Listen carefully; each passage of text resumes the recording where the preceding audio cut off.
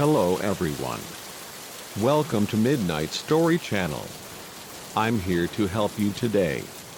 I know many of you listen to these stories to help you drift off to sleep, and I'm honored to be part of your journey. Before we begin, don't forget to like this video and subscribe to the channel. Also, where are you from and what time are you watching now? Take a deep breath, get comfortable, and allow yourself to relax. Your story is about to begin. Story 1. The headlights in my rearview mirror hadn't wavered for nearly an hour, their unyielding glow a silent accusation piercing the midnight dark. At first, I brushed it off as a quirk of the road. How many paths, after all, snake out of the city at 3 a.m.? But as the miles stretched on, the lights remained fixed, a relentless shadow trailing my pickup through the desolate plains of eastern Colorado. A chill crept into my bones, coiling tighter with each glance at the mirror, my hands gripping the wheel until my knuckles ached, the hum of the engine drowned by the thundering pulse in my ears. What began as a weary drive home from a late shift had morphed into a creeping dread. A certainty that something or someone was hunting me under the starless sky. It had been a grueling day at the warehouse, forklifts groaning under the weight of endless crates, my supervisor's voice a constant bark over the radio. I'd stayed past midnight to finish inventory, the overtime pay a lifeline for my mounting bills. By the time I left the industrial sprawl of Denver, the city's neon pulse had faded, its streets surrendered to the occasional flicker of a taxi or a lone wanderer. I'd craved the quiet of the open road, the 40-mile stretch to my small-town apartment in Brush, where a cold beer and a soft bed awaited. Now, that solitude felt like a noose, the darkness pressing against my windows, broken only by the dashboard's faint green glow and those persistent headlights, unblinking in their pursuit. I fumbled with the radio, desperate for a distraction, my fingers slick with sweat as I twisted the dial. Static hissed through the speakers, spitting fragments of late-night sermons and twangy ballads, their disjointed voices a frail shield against the silence. I considered pulling over, letting the car pass, picturing myself idling on the shoulder as their tail lights vanished into the night. But a deeper fear held me back. What if they didn't pass? What if they stopped, their doors opening to reveal intentions I couldn't fathom? The thought sent a fresh wave of panic surging through me, and I pressed the accelerator, the speedometer climbing 65, 70. 75. The engines roar a defiant cry against the unknown. My hand slipped on the wheel as I took a curve too fast, the tires squealing, the truck lurching for a heart-stopping moment before settling back onto the asphalt. I exhaled, shaky, my eyes darting to the mirror, where the headlights kept pace, effortless and unyielding, as if tethered to my fate. My mind churned, grasping for explanations. Were they locals, heading to the same nowhere town? Were they as wary of me, a lone truck in the witching hour, as I was of them? I tried to cling to reason, to drown the paranoia, but the lights mocked my efforts, their glow a constant reminder that I wasn't alone on this road. Then, a flash of red and blue erupted in the mirror, slicing through the haze of my thoughts like a blade. My stomach plummeted. A police cruiser, its lights pulsing with authority. Relief collided with embarrassment, a bitter cocktail in my chest. Of course, it was the cops. I'd been speeding, my foot heavy in my panic, and they'd been tailing me, waiting for a clear stretch to pull me over. I scanned the road ahead, spotting a sign for a rest area a mile away, its promise of gravel and sodium lights a safe harbor. I'd stop there, take the ticket, laugh off my overactive imagination, and spin the tale for my coworkers tomorrow, a funny anecdote born of exhaustion and shadow.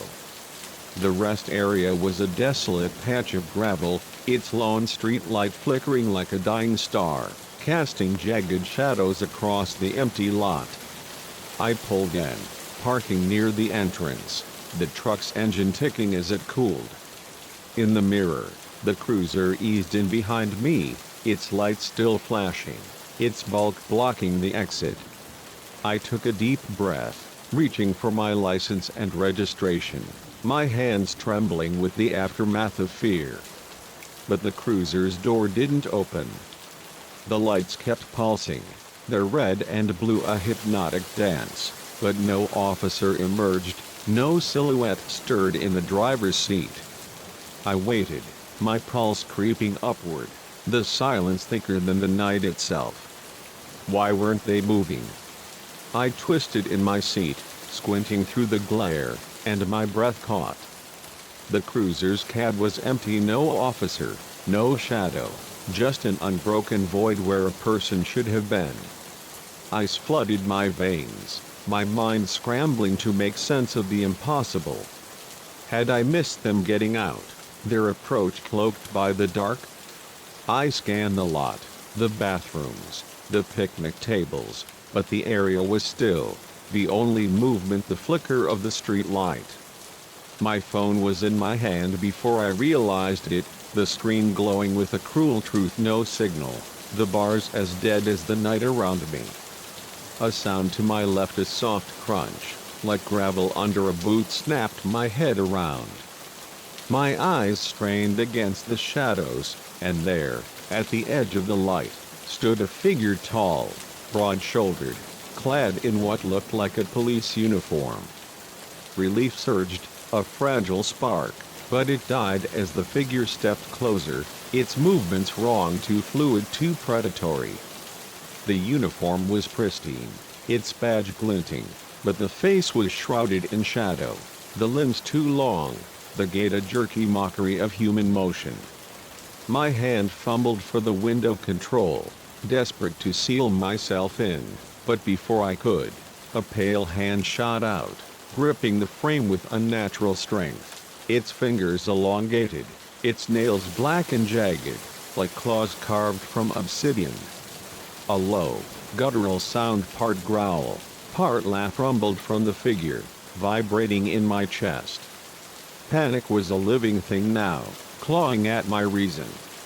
I jammed the key into the ignition, the engine roaring to life, a primal scream against the night. I slammed the truck into reverse, tires spinning, gravel spraying like shrapnel.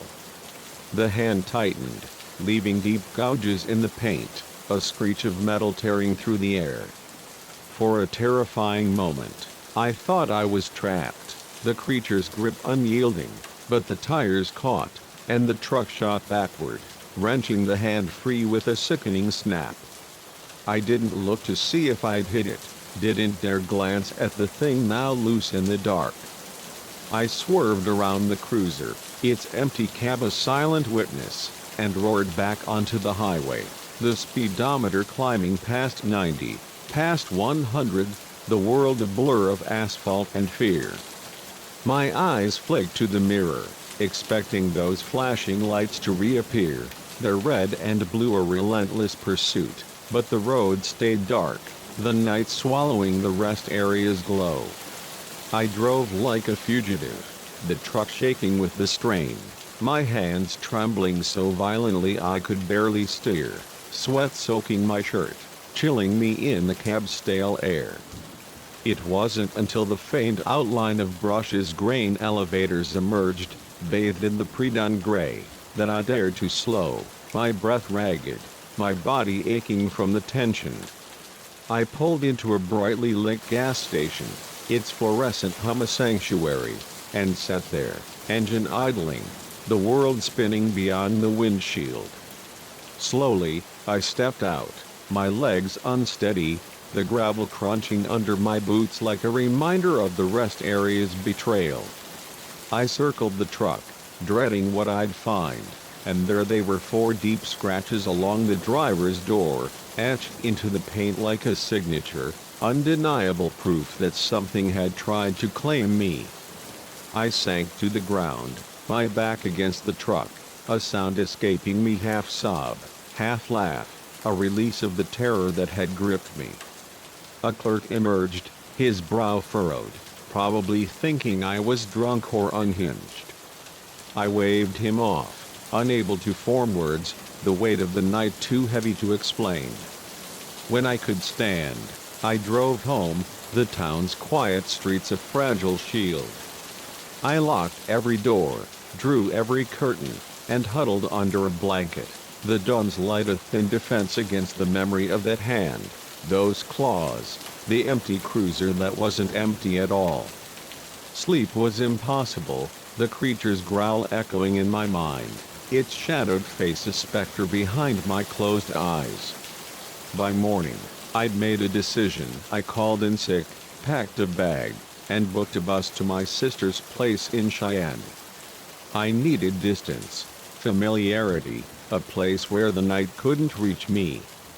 As I drove to the station, my eyes flicked to the mirror, half expecting those lights to reappear, their pursuit unending. The scratches on my truck were a constant reminder, a wound that no body shop could erase. I stopped driving alone at night, the darkness too vast, too alive with secrets I couldn't name. The road, once a path to freedom, was now a gauntlet, and somewhere out there, on a lonely stretch of Colorado highway, something waited watching, hungry, its claws poised for the next driver to stray too close to its domain. Story 2. The forest had devoured the trail hours ago, its tangled roots and towering pines erasing any trace of my path, leaving me adrift in a sea of green and shadow.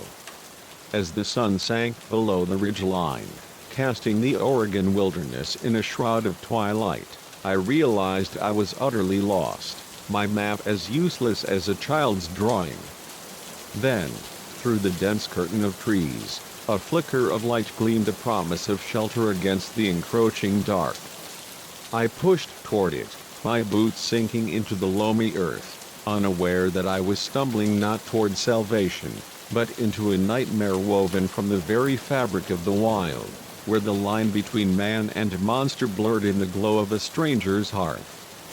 I'd set out that morning with a heart full of ambition, craving the solitude of a solo hike to purge the stress of my desk job in Portland. The Siskiyou National Forest, with its rugged trails and whispering groves, had called to me, its promise of serenity a balm for my frayed nerves. I'd packed light but smart trail mix, water, a compass, a topographic map folded with care, and followed a well-marked path toward a lookout point famed for its panoramic views. The day was a tapestry of perfection, clear skies, the air crisp with the scent of cedar and damp moss, the chatter of squirrels a cheerful counterpoint to my steady strides. I'd veered off the main trail by noon, lured by a faint path that seemed to promise a quicker route to the summit, a decision born of overconfidence that now haunted me as the forest closed in. My phone had lost signal hours ago, its screen a blank mockery of modern convenience, and my compass spun uselessly, as if the forest itself defied direction. The temperature plummeted with the fading light, the chill seeping through my jacket, and I cursed my hubris, my arrogance in thinking I could conquer the wild alone. The light ahead, a warm, golden pulse through the pines, ignited a spark of hope, a lifeline in the gathering dark. It was a cabin, I reasoned, perhaps a ranger's outpost or a hunter's retreat, a place to rest, to find a phone or directions back to civilization. I quickened my pace, the crunch of needles underfoot a steady rhythm, the forest's silence now a weight pressing against my chest. As I approached, the cabin took shape, a weathered structure of gray logs, its roof sagging under the burden of years, its chimney trailing a thin wisp of smoke. The windows glowed with firelight, their warmth a stark contrast to the forest's chill, but an unease gnawed at me, a whisper of wrongness I couldn't name. The clearing was too quiet, no birds, no rustle of leaves, just a stillness that felt alive, watchful. The porch creaked under my weight, its boards warped and splintered, and I hesitated, my hand hovering over the door. Something was off. The lights flickered too erratic, the silence too absolute, but exhaustion and cold drowned my instincts, and I knocked, the sound swallowed by the night. The door swung open before my knuckles could strike again, revealing a man framed by the fire glow, his silhouette tall and lean, his beard a tangle of gray, his eyes piercing with an intensity that rooted me in place. "Lost, are you?" he said, his voice rough, like stones grinding together, his gaze raking over me, taking in my mud-streaked jacket and trembling hands. I nodded, my breath catching. "I'm Clara," I said, forcing steadiness into my voice. "Got turned around on the trail. Can I use your phone or get directions to the main road?" His eyes narrowed, a shadow crossing his face, but then he grinned, a wide, uneven slash that didn't reach his eyes. "Well, come on in," he said, stepping aside. "Can't leave a wanderer to freeze out there. Name's Amos." I crossed the threshold, the door thudding shut behind me, the air inside warm but heavy with the scent of wood smoke and something sour, like old leather left to rot. The cabin was a study in contrasts, cozy yet austere, its stone fireplace roaring, its furniture rough-hewn and worn, a single armchair sagging by the hearth. A small kitchen nook held a scarred table, and the hallway led to shadowed rooms beyond.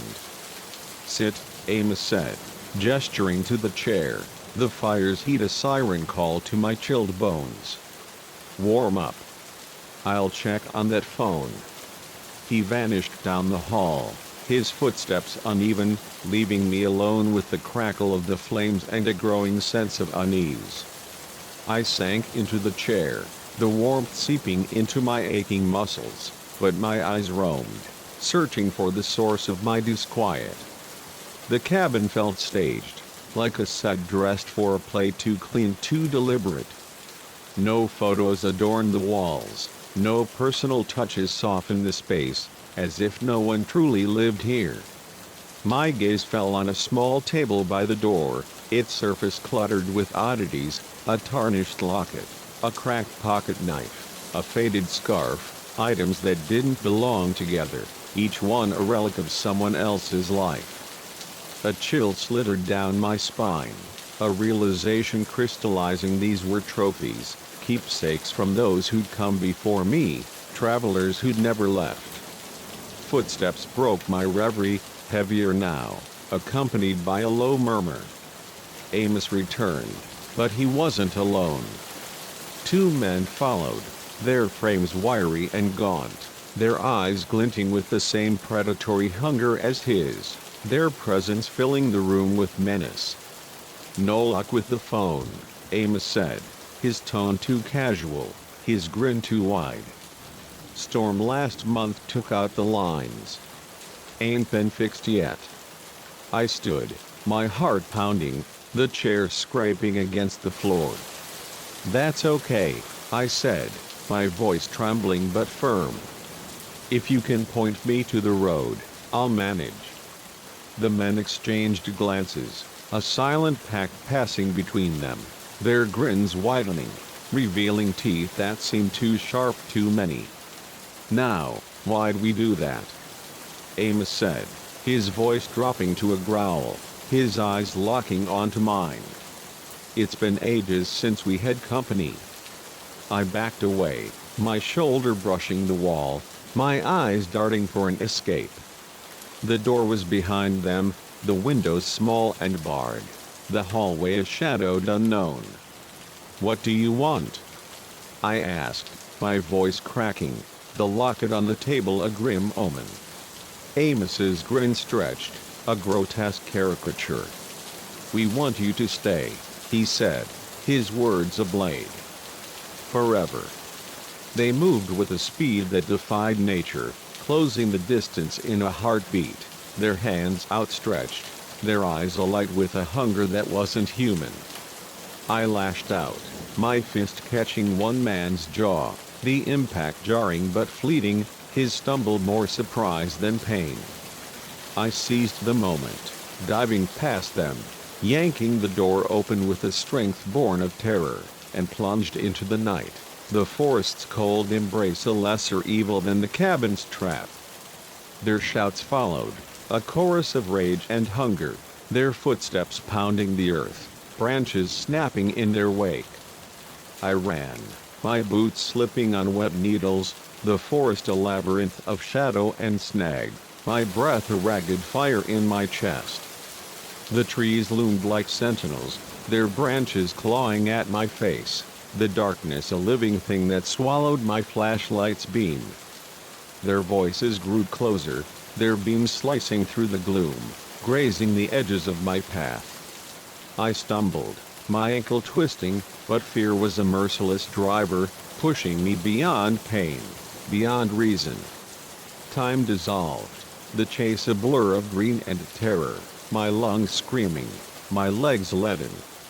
I don't know how long I ran, minutes, hours, until my body gave out, collapsing against a gnarled oak, its bark rough against my palms. I gulped air, my ears straining for pursuit, but the forest was silent, the only sound my own ragged breathing.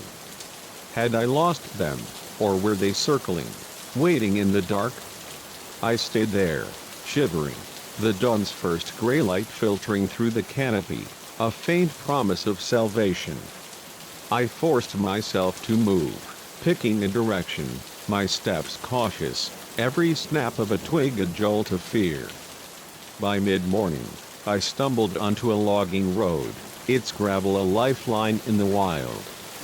A passing trucker, his face weathered but kind, stopped at my frantic wave, his eyes widening at my torn clothes and haunted stare. "You look like hell, kid," he said, offering a blanket and a thermos of coffee. I spilled my story, the words tumbling out the cabin, Amos, the trophies, the chase, my voice raw with the weight of survival. He drove me to a ranger station, where I repeated the tale to skeptical officers, their pens scratching as they noted the coordinates I'd memorized. The rangers searched, but returned with nothing, no cabin, no clearing, just endless forest and a faint trail that led nowhere. "Maybe you got turned around," one said, his tone gentle but dismissive. "Stress can play tricks." But the scratches on my arms, the mud caked on my boots, were proof enough for me. I'd seen something, escaped something, that defied explanation. I returned to Portland, but the forest's shadow clung to me, its silence a reminder of the men who weren't men, the cabin that wasn't there. I stopped hiking, trading trails for city streets, their noise a shield against the wild's secrets.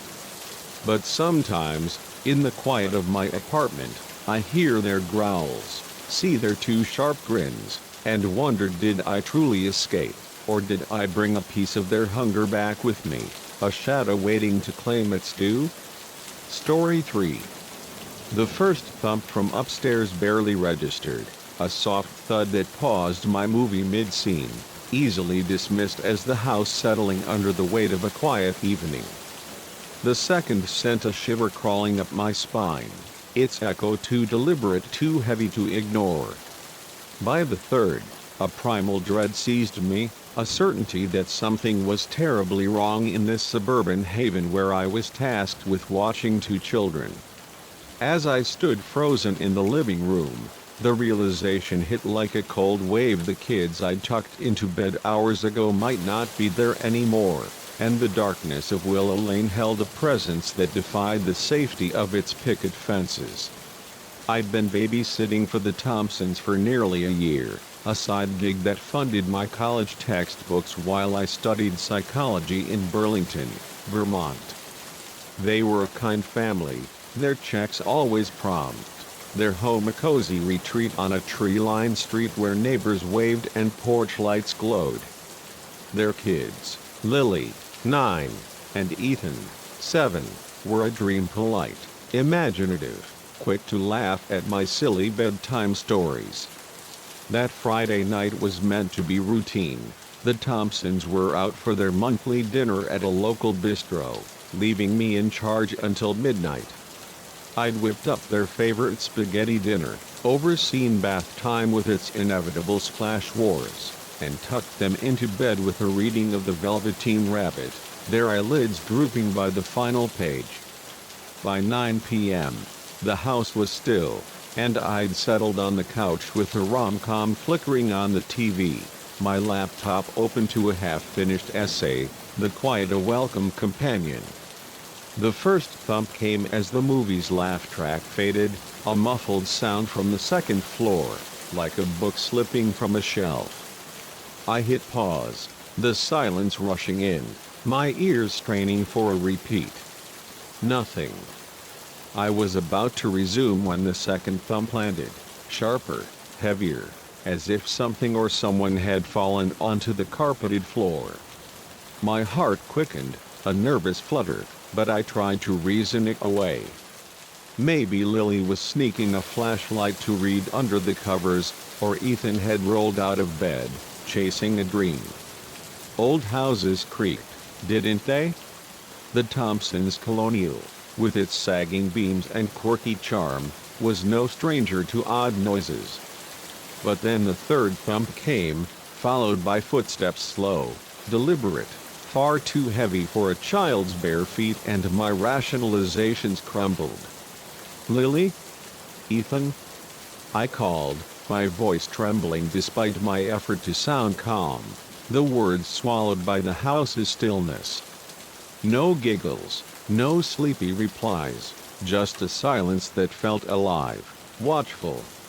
I stood, my textbook sliding to the floor with a soft thud, the TV's frozen frame casting a bluish glow across the room. The air was thick, charged with a menace I couldn't name, and every instinct screamed too bold, to call for help and flee this house that no longer felt like a home. But I was responsible for those kids, their trust in me a weight heavier than fear. I had to check, had to be sure they were safe, even as my pulse roared in my ears. I crept toward the staircase, each step a battle against the dread pooling in my gut, the hardwood cool beneath my socks. The hallway above was shrouded in shadow, the nightlight's faint glow stretching eerie shapes across the walls, a bear, a rocket, childish decals turned sinister in the dark. I pushed open Lily's door first, whispering her name, my hand fumbling for the light switch. The bulb flared, and my breath caught. Her bed was empty, the quilt thrown back in a tangled heap, her beloved stuffed owl abandoned on the floor, its button eyes staring blankly. Panic surged, a cold fist around my heart. I rushed to Ethan's room, the door creaking as I pushed it wide. The same scene greeted me: empty sheets, a pillow askew, no trace of the boy who'd begged for one more page before sleep. "Lily! Ethan!" I shouted, my voice raw, echoing through the house, but the silence mocked me, unbroken save for my own ragged breathing. I checked the bathroom, its tiles gleaming coldly empty. The guest room, the closets, even under the beds yielded nothing, the house a maze of absence. My mind raced. Had they snuck downstairs for a midnight snack? Had someone taken them? The thought was a knife, twisting deeper with each empty room. I descended the stairs, my phone clutched like a talisman, its screen glowing with the 911 call I hadn't yet made, the landline in the kitchen a distant goal. A new sound stopped me cold, a soft scrape, like a chair dragged across tile, coming from the kitchen. My heart pounded, a frantic drumbeat, as I inched toward the doorway, the living room's shadows stretching long and menacing. Another noise followed, A low, rhythmic hum, not mechanical but alive, a melody that wasn't human. I gripped the door frame, my knuckles white, and peered around the corner, my breath hitching at the sight that met my eyes. Lily and Ethan stood in the kitchen, hand in hand, their faces pale under the fluorescent light, their eyes glassy, unseeing. Beside them loomed a figure, a thing that defied reason, impossibly tall, its frame stretching toward the ceiling, its limbs too long, too thin, bending at angles that mocked anatomy. Its face was a void, smooth and featureless save for a wide, toothy grin that split its head like a wound, its edges jagged with teeth that gleamed wetly. The creature swayed, humming that eerie tune, a sound that burrowed into my skull, and the children swayed with it, their movements mechanical, as if tethered to its will. I must have gasped, a whimper escaping my lips, because the thing's head snapped toward me, its grin widening, an impossible stretch that seemed to consume the room. It raised a hand, long-fingered and pale, in a grotesque mockery of a wave, its nails sharp and glinting. Panic was a wildfire now, burning through my reason. I turned and ran, my socks slipping on the hardwood, the front door a beacon of escape. I yanked it open, the night air cold against my skin, and sprinted into the street, screaming for help, my voice raw and desperate. Lights flickered on in neighboring houses, faces peering from windows, their concern a distant anchor as I stumbled across the lawn, my cries shattering the suburban quiet. I collapsed on the sidewalk, sobbing, my phone still clutched, the 911 call finally connecting as a neighbor's voice called out, "Are you okay?" I babbled to the operator, my words a jumbled torrent, the kids, the thing, the kitchen barely coherent through my terror. Police cars arrived in a blaze of sirens, their lights painting the street in red and blue, officers swarming the house as I sat, shivering, wrapped in a blanket from a kind stranger. The Thompsons returned, their faces pale with anguish, their questions a blur I couldn't answer. The police searched the house, their radios crackling, but found nothing, no creature, no signs of a break-in, and, most devastatingly, no Lily or Ethan. The beds were empty, the kitchen pristine, the stuffed owl still on Lily's floor, a silent witness to their absence. Suspicion turned to me, the babysitter who'd lost the children, but there was no evidence, no trace of struggle, as if the kids had dissolved into the night.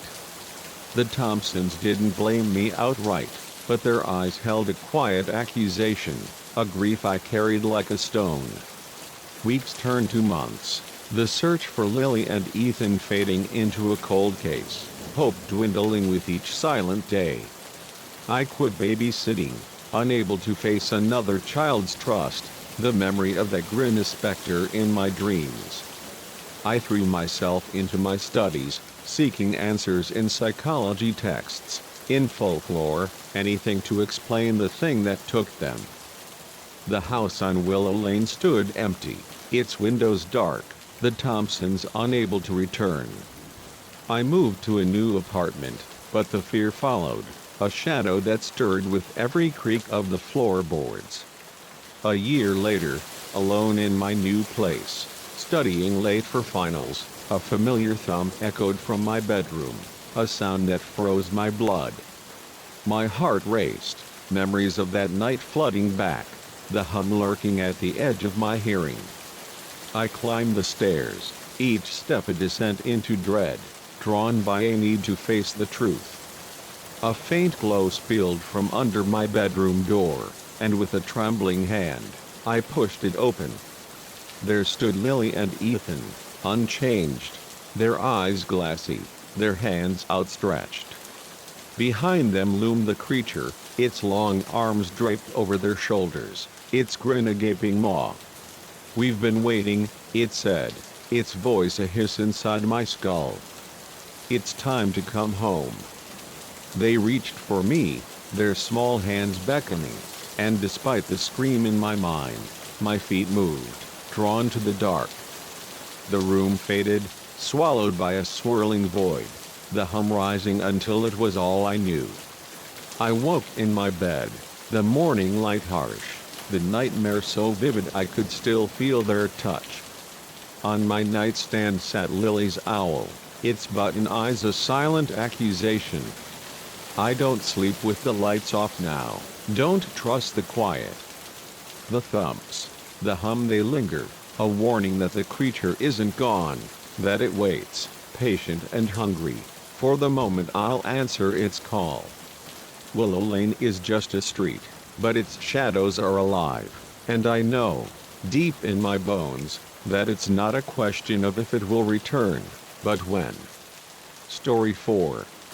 The first sign of trouble was the gas station clerk's unnerving smile, a too wide stretch that seemed to split his face, as if he knew a secret I wasn't meant to uncover.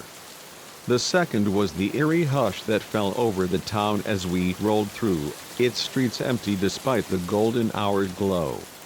By the time we realized the full extent of our peril, trapped in a web of gleaming grins and grasping hands, it was too late to flee. What began as a scenic detour through the backroads of Kentucky had spiraled into a desperate escape from a place where hospitality was a mask for something sinister, and the quaint charm of a small town hid a hunger that chilled the soul. My wife, Rachel, and I were on a road trip to her brother's wedding in Nashville, a journey we'd planned as a chance to savor the country's hidden gems. Rachel, ever the adventurer, had suggested avoiding the interstates, mapping a route through winding roads that promised mom-and-pop diners and quirky roadside stops. I'd agreed, charmed by her enthusiasm, picturing lazy drives through rolling hills, our playlist of folk tunes filling the car. We'd been on the road for hours that late summer afternoon, the sun dipping low, painting the sky in hues of amber and rose, when our old hatchback began to sputter, its engine coughing in protest. Rachel groaned, her head thumping against the headrest. "This can't be happening," she said, her voice laced with frustration. "We're going to miss the rehearsal dinner." I tried the ignition again, coaxing the car with a silent plea, but it wheezed and died on the outskirts of a town I couldn't name, the dashboard lights flickering like a warning. "Let's not panic," I said, forcing calm into my tone, though my own nerves were fraying. "There's a town just ahead. We'll find a mechanic and be back on track in no time." Rachel's skeptical look mirrored my own doubts, but we had little choice.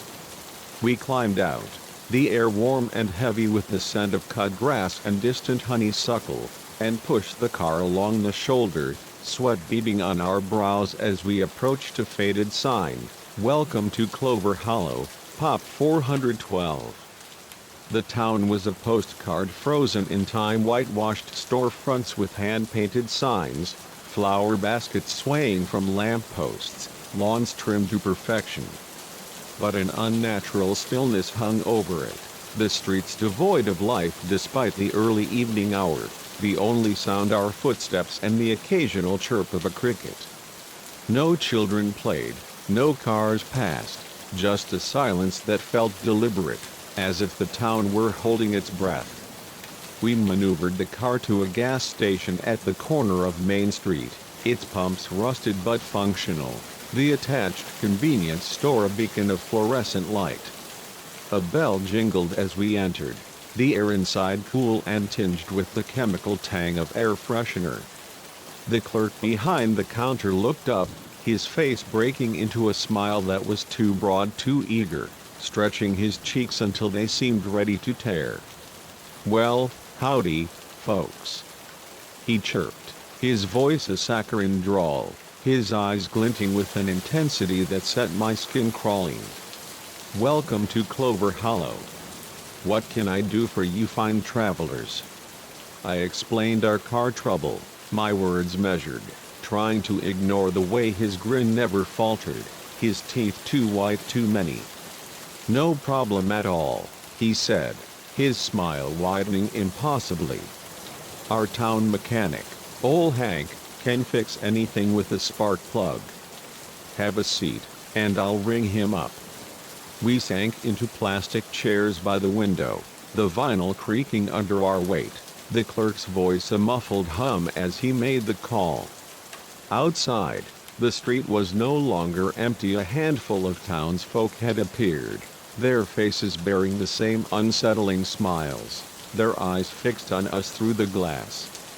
A woman in a floral dress waved from a porch, her grin a mirror of the clerk's, while a man across the street tipped his hat, his lips stretched taut. "Is it just me?" Rachel whispered, her hand finding mine. "Or is there something seriously off about this place?" Her voice was low, her eyes darting to the clerk, who watched us with that unrelenting smile. Before I could answer, he was back, his grin a permanent fixture. "Good news," he said, clapping his hands with exaggerated cheer. "Hank's on his way, be here in about an hour. Why don't you folks take a stroll through Clover Hollow? We've got some mighty fine sights, antique shop, soda fountain, the works."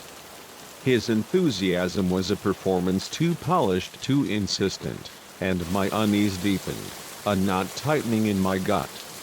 We thanked him, our voices strained, and stepped outside, the warm air a relief from the store's sterile chill, though the townsfolk's stares followed us, their smiles unwavering, a chorus of silent welcome that felt more like a threat.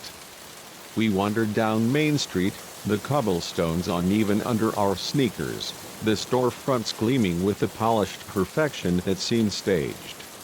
More people appeared, each greeting us with fervent cheer. "Welcome to Clover Hollow." A baker called, flour dusting his apron, his grin too wide. "Hope you're loving our town." A shopkeeper shouted, her smile a frozen mask. Their voices were warm, but their eyes were cold, predatory, glinting with a shared purpose that made my pulse race. The air grew heavy, the silence between their words a living thing, pressing against my chest. "We need to get back to the station," I murmured to Rachel, my voice barely audible, her nod quick and tense, her hand squeezing mine like a lifeline. We turned a corner, hoping to loop back, and found ourselves in a small park, its swings creaking in the breeze, a group of children frozen mid-play, their faces splitting into those same eerie grins as they turned to us in unison.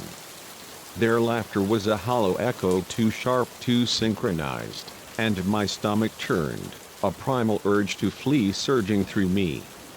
"Let's go," Rachel whispered, her voice shaking, and we pivoted, only to find our path blocked by a crowd of townsfolk, their smiles gleaming, their hands outstretched, closing in like a tide.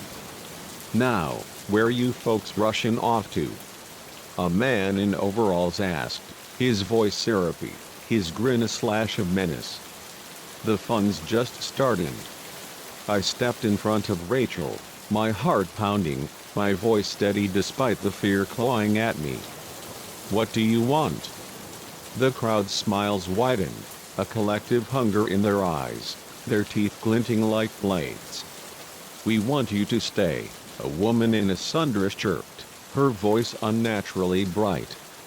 "Clover Hollow's always looking for new neighbors, and you two fit right in." Rachel's grip tightened, her trembling a mirror of my own. The crowds advanced slow but relentless, their hands reaching, their grins never faltering.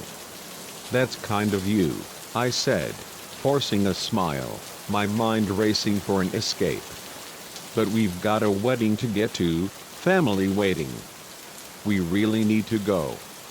Their laughter was a chorus, sharp and unyielding, joints popping as their smiles stretched further. "Oh, we insist," the man in overalls said, his eyes narrowing, his voice a low growl. Clover Hollow's the kind of place you never leave. The crowd surged, their hands grasping, and panic was a wildfire now, burning through my reason. "Run!" I shouted, grabbing Rachel's arm, shoving through the throng, their fingers snagging at our clothes, their smiles a wall of teeth and malice. We broke free, sprinting down unfamiliar streets, the town's quaint facade a labyrinth of threat, their footsteps pounding behind us, their laughter grating him. We rounded a corner, Main Street reappearing like a cruel joke, our car still at the gas station, its hood closed, the keys glinting in the ignition, a miracle or a trap, I couldn't tell. "The car!" Rachel gasped, her voice raw with hope, and we ran, our lungs burning, the crowd's shouts closing in. A hand clamped onto my shoulder, yanking me back, and I turned to face the clerk, his smile now a rictus of fury, his eyes blazing. "Not very neighborly," he snarled, leaving without a goodbye. I shoved him, my strength fueled by desperation, and dove into the driver's seat, Rachel already slamming her door, her breath ragged. I turned the key, the engine roaring to life, a defiant cry against the town's hunger. The crowd surrounded us, their hands pounding the windows, their smiles a grotesque gallery, their eyes alight with a hunger that wasn't human. I threw the car into reverse, not caring who I hit, the townsfolk falling back as I peeled out, tires screeching on the asphalt. In the rearview mirror, they stood in the street, their grins unbroken, watching us shrink into the distance, their figures bathed in the fading light of Clover Hollow's cursed charm. We drove in silence, the road unspooling before us, the night swallowing the town's glow. It wasn't until we crossed into the next county, a sign welcoming us to safety, that Rachel spoke, her voice a whisper. "What was that place?" I shook my head, my hand still trembling on the wheel, the memory of those smiles a weight I couldn't shed. "I don't know," I said, "and I never want to find out." We made it to the wedding, slipping in as the rehearsal dinner ended, our excuses of car trouble a fragile shield against the truth. Who would believe us a town of grinning predators, a welcome that was a trap? The memory of Clover Hollow clung to us, a shadow that woke us in cold sweats, their laughter echoing in our dreams. We swore off back roads, sticking to highways no matter the traffic, their bustle a bulwark against the quiet of small towns. But the fear lingered, a constant companion, stirred by every smile that lingered too long, every laugh that rang too sharp. I wondered about those left behind, trapped behind those gleaming grins, their screams silenced by the town's facade. Clover Hollow was real, its hunger a truth we couldn't unlearn, and somewhere, in the hidden folds of Kentucky's hills, it waited smiling, always smiling for the next travelers to wander into its embrace. Story 5. The first time I caught him staring, his eyes fixed on me as I hauled groceries up the stairs, I brushed it off as a quirk of city life, a fleeting glance in the crowded chaos of Chicago. The second time, his lingering presence outside my favorite cafe felt like an overzealous attempt at neighborly charm. But by the third, when I found my cherished teacup misplaced in a cabinet I never used, a cold dread settled in my bones, a certainty that the man who'd moved into the apartment across the hall was no mere eccentric, but a shadow weaving a web of obsession around my life. What began as a polite nod in the hallway had spiraled into a waking nightmare, where the sanctity of my home was no longer mine, and every creak of the floorboards whispered of his unseen presence. It was a crisp October morning in Logan Square, the air sharp with the scent of fallen leaves and roasted coffee, when I first met him. I was wrestling with canvas bags, their handles biting into my palms, when a figure loomed in the doorway of the unit opposite mine. He was tall, his frame lean but wiry, his face unremarkable save for eyes that seemed to bore through me, unblinking and intense. I offered a tight smile, the kind you give strangers in a city of millions, and he returned it, his lips curling after a beat too long, a delay that prickled my skin. "Just moved in?" I asked, fumbling for my keys, more to break the silence than out of genuine curiosity. He nodded, his gaze never wavering. "Last night," he said, his voice soft but deliberate. "I'm Lucas. Pleasure to meet you." "Sophie," I replied, the door finally yielding, and I slipped inside, his stare lingering until the lock clicked shut. I chalked it up to social awkwardness, a new tenant adjusting to the rhythm of apartment life, and thought no more of it. I was a graphic designer, my days a blur of client deadlines and late-night sketches, my evenings spent in the cozy clutter of my studio apartment, its walls adorned with prints and fairy lights. Lucas became a fixture in the weeks that followed, his presence as constant as the hum of the city outside.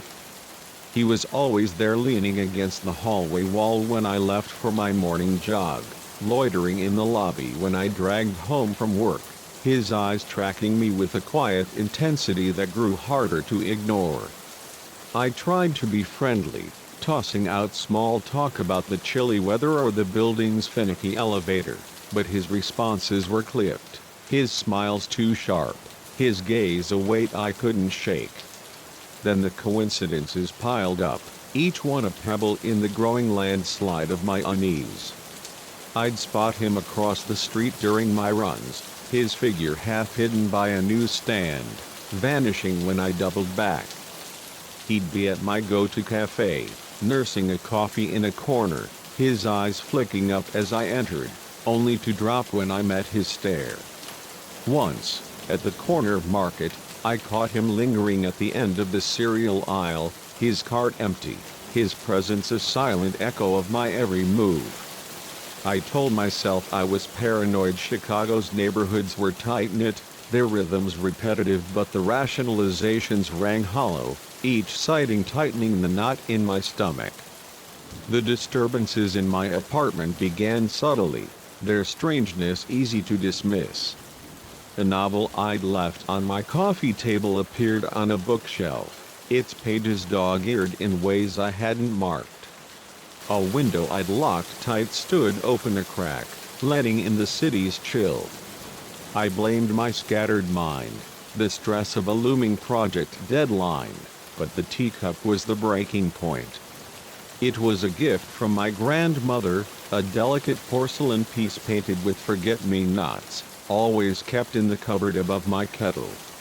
One morning, I reached for it and found the shelf bare, my heart lurching as I searched, only to discover it 2 cabinets over, nestled among mugs I rarely touched, its placement deliberate, alien.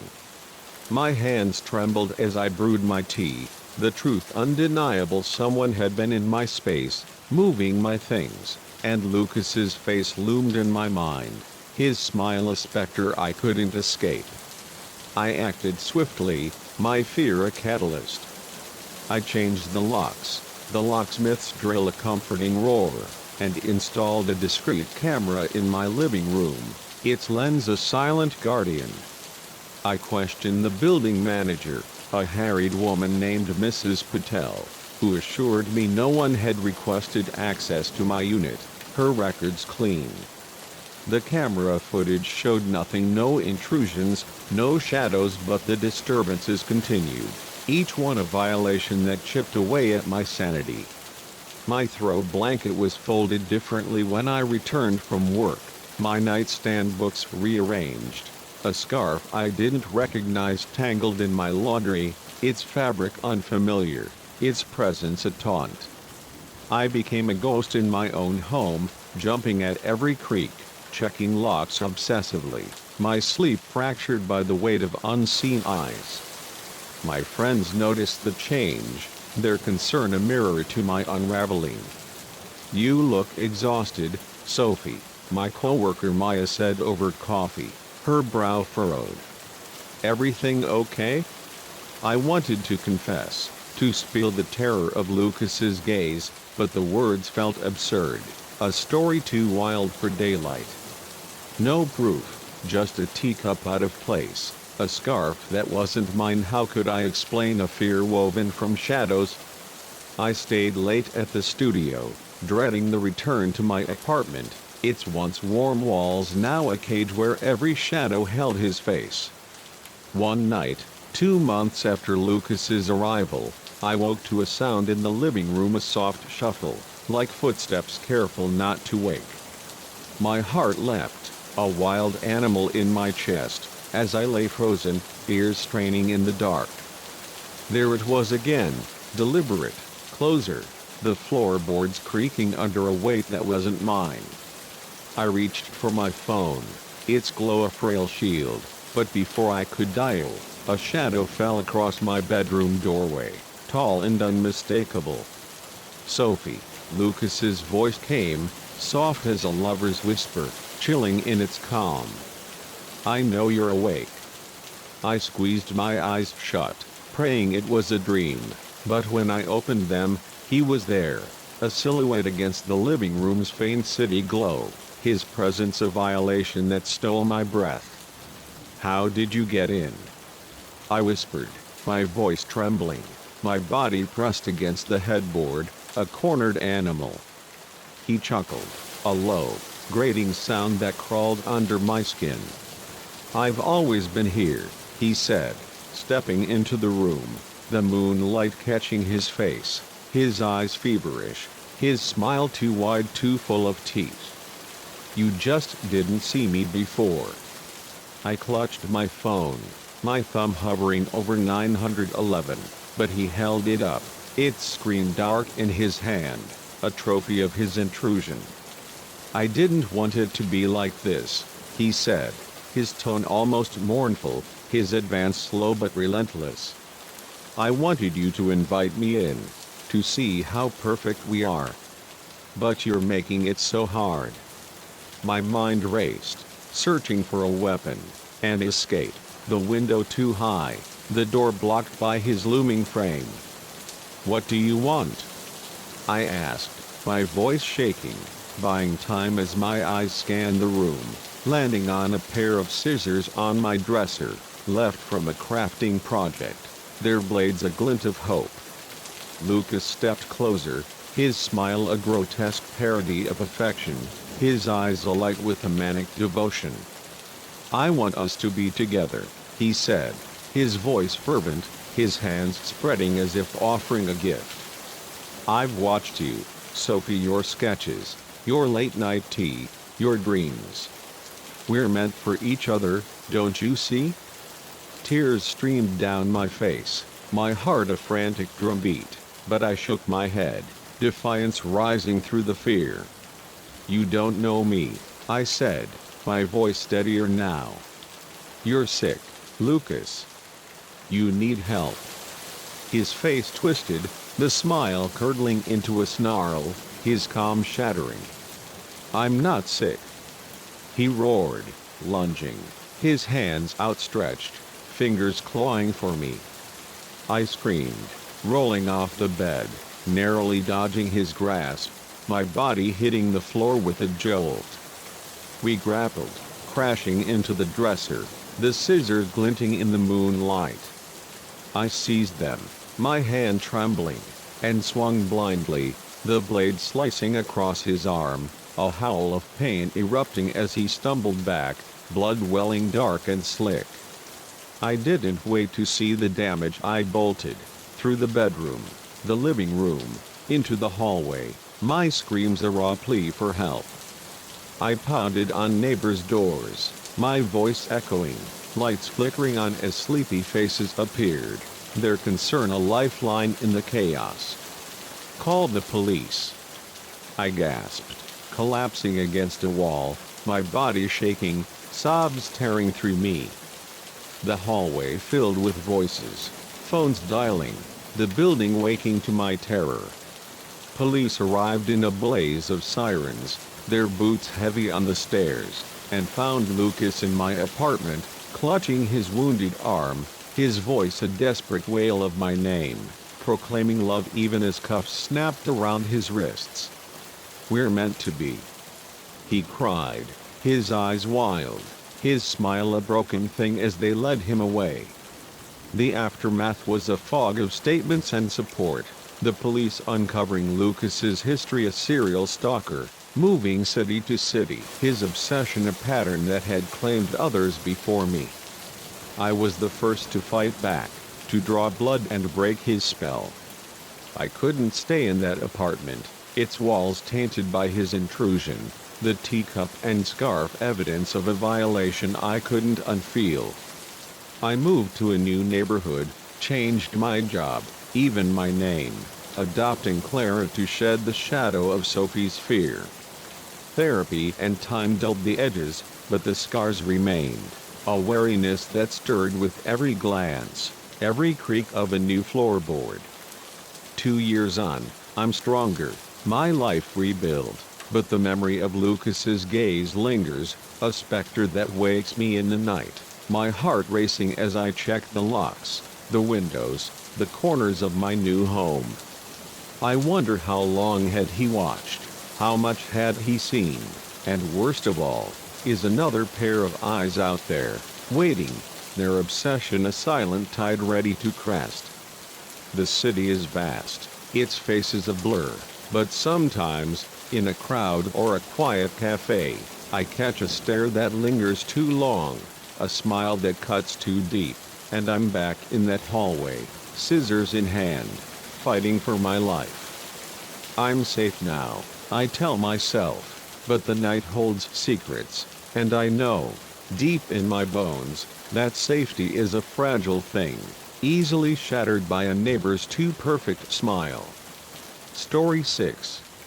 The instant the overhead lights flickered and plunged the data center into darkness, a jolt of unease coursed through me, as if the machines themselves had sensed an intruder in their silent domain.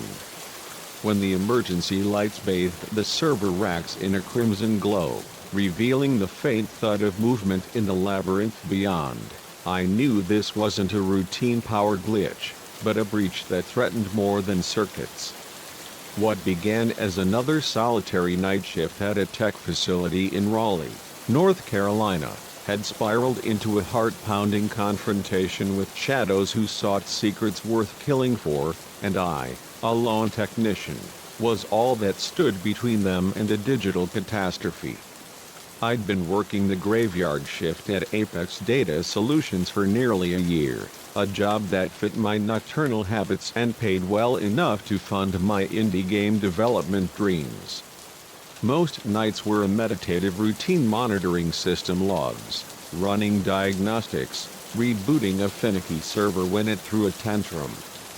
The solitude was a gift, the hum of the servers a white noise that drowned out the world, leaving me space to code or sketch storyboards. The facility was a fortress of technology, its sprawling complex of concrete and steel housing data for banks, retailers, and government contractors, protected by layers of security I'd once thought impenetrable. That night, I'd arrived at 11 p.m., nodding to the day shift tech as he bolted for the exit, and settled into my station, a cluttered desk in the control room overlooking the server floor, my thermos of black coffee a faithful companion. The first few hours passed uneventfully, the monitor glowing with green status bars, the occasional email from the Singapore team breaking the monotony. I was halfway through a sandwich, crumbs dusting my keyboard, when the lights stuttered once, twice, then out, plunging the room into a void. For a heartbeat, darkness reigned, then the emergency lights kicked in, their red hue casting the server racks in a hellish glow, the hum of the machines unbroken but now laced with an ominous edge. My first thought was a power surge, But that was impossible. Our redundancies included a generator that could run the building for a week, a failsafe against blackouts. This was deliberate, surgical, and it set my nerves alight.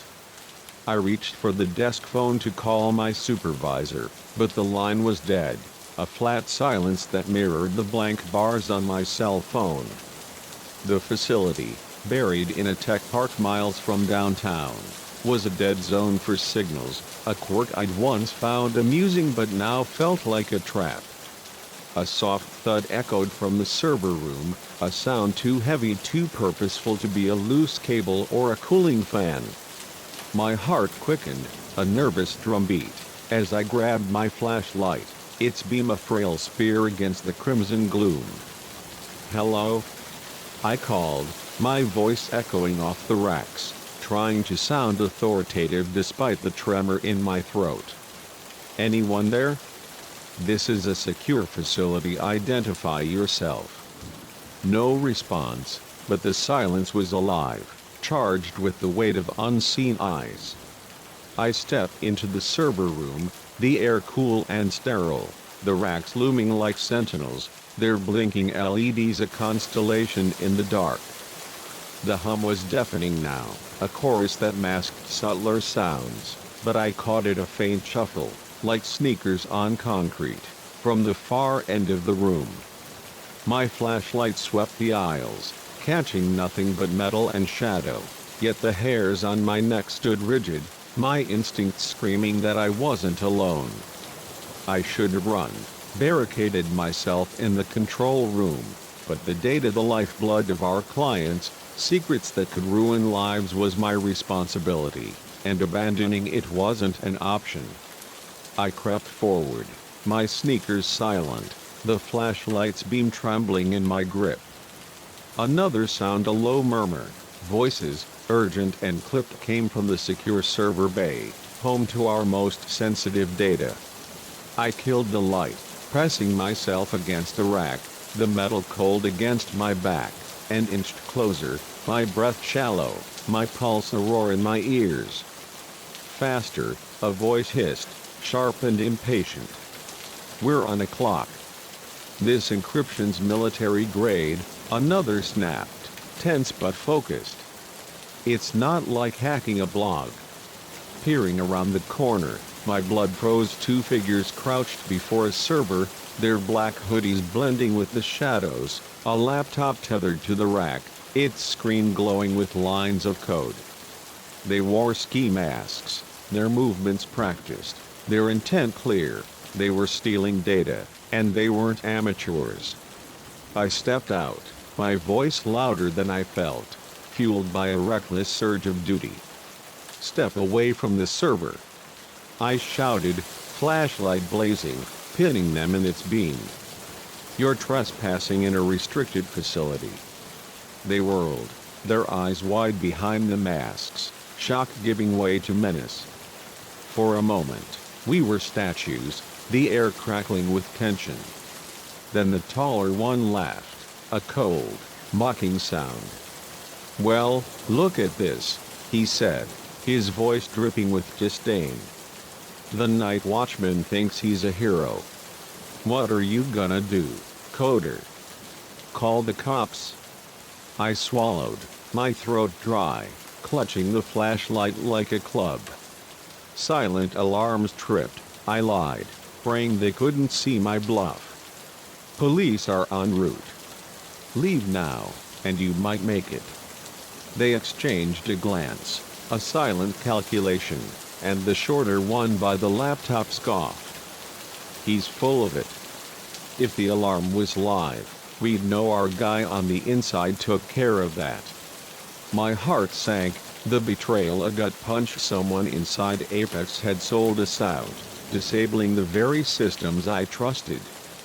The taller one stepped forward, and I saw it, the glint of a pistol in his hand, its barrel a cold promise. "Sorry, kid," he said, almost regretful. "No witnesses." Time slowed, the world narrowing to the gun's muzzle, his finger tightening on the trigger. Instinct took over. I dove, crashing into a wreck, the metal rattling as a gunshot roared, the bullet pinging off steel inches from my head. Alarms blared, the gunshot triggering a system their insider hadn't silenced, red lights flashing in a chaotic strobe. I scrambled to my feet, sprinting through the aisles, the servers a maze of shadow and heat, their hum a deafening roar.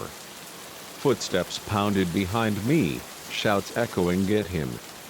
As I wove between racks, my flashlight bouncing, my lungs burning.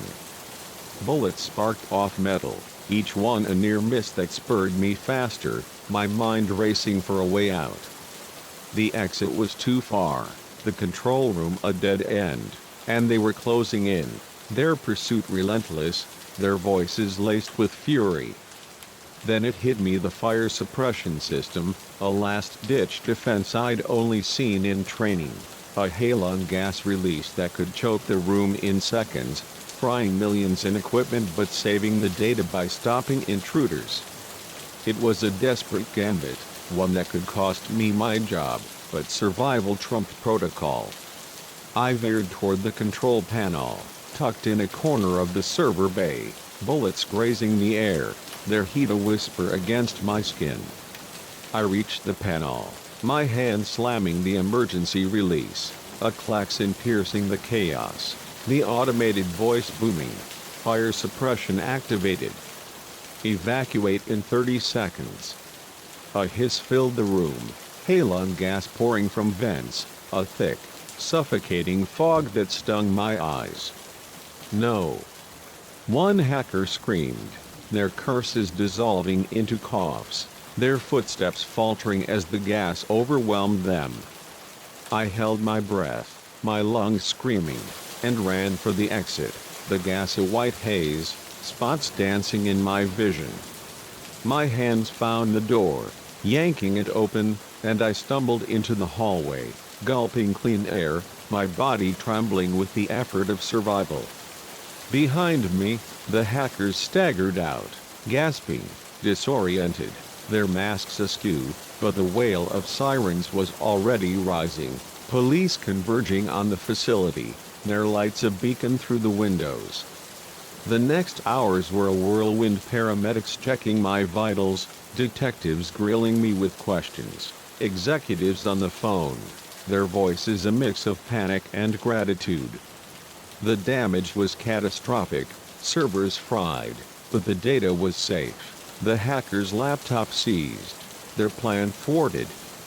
They were cuffed, their insider, a disgruntled IT manager, identified and arrested, the breach a wake-up call that shook Apex to its core. I was hailed as a hero, my name whispered in boardrooms, but the title felt hollow, the memory of that gun, those footsteps, a weight I couldn't shed. I stayed on, but the server room was no longer a sanctuary, its hum a reminder of the night I'd faced death and won. I poured my experience into my game, its story darker now, and fused with the terror of unseen threats. The world of data was a battlefield, I realized, its treasures guarded by code and courage, and I was a soldier in a war without end. I upgraded our security, trained my team, prepared for the next assault, knowing it would come. Sometimes, in the quiet of a shift, I hear that thud again, see the crimson glow, and wonder who else is out there, waiting to strike, their masks hiding hungers I can't imagine. But I'm ready, my flashlight a weapon, my resolve a shield, because in the server room's shadows, I learned that survival is a code you write with every choice, every fight. Story 7. The first growl reverberated through the cavern like a warning from the earth itself, halting our laughter and freezing us in the damp, shadowed heart of the cave. The second sent ice coursing through our veins, its primal menace echoing off the stone walls, a sound too vast, too hungry to belong to any creature we knew. By the third, a bone-deep certainty gripped us, we were not alone in this subterranean maze. and whatever stalked us in the dark was ravenous, its presence a nightmare that turned our weekend adventure into a desperate fight for survival. In the uncharted depths of Tennessee's Smoky Mountains, we learned that some places are not meant to be explored, and some shadows harbor horrors that defy the light. It was supposed to be a carefree escape, a day hike to shake off the grind of our city lives in Knoxville. My friends Ellie, our fearless planner; Marcus, the group's jokester; Tara, always chasing the next thrill; and I, Nate, the reluctant tag-along, had been itching for a break from our office jobs, our days blurred by spreadsheets and coffee runs. Ellie had found a lesser-known trail in the Smoky Mountains, a rugged path promising sweeping vistas and hidden caves, a secret whispered on obscure hiking forums. Marcus and Tara were all in, their enthusiasm infectious, and though I preferred the safety of a couch, I caved to their cajoling, packing my backpack with granola bars, a flashlight, and a grudging sense of adventure. We set out at dawn, the air crisp with the scent of pine and morning dew, our laughter echoing through the forest as we traded stories and teased Marcus about his questionable map-reading skills. The hike was a revelation at first, the trail winding through groves of hemlock and rhododendron, sunlight dappling the earth, the Smokies Peaks a jagged promise on the horizon. We marveled at a waterfall's misty roar, snapped photos of a deer vanishing into the brush, and shared a lunch of peanut butter sandwiches on a sun-warmed boulder. But as the afternoon wore on, the trail grew faint, its markers swallowed by underbrush, and Marcus's GPS flickered, its signal faltering in the mountain's embrace. "We're fine," he insisted, squinting at the screen, but his voice carried a tremor, and I saw the doubt in Ellie's eyes, her usual confidence shaken. By late afternoon, we had to admit it, we were lost, the sun sinking fast, the temperature dropping, the forest's beauty turning ominous under a twilight sky.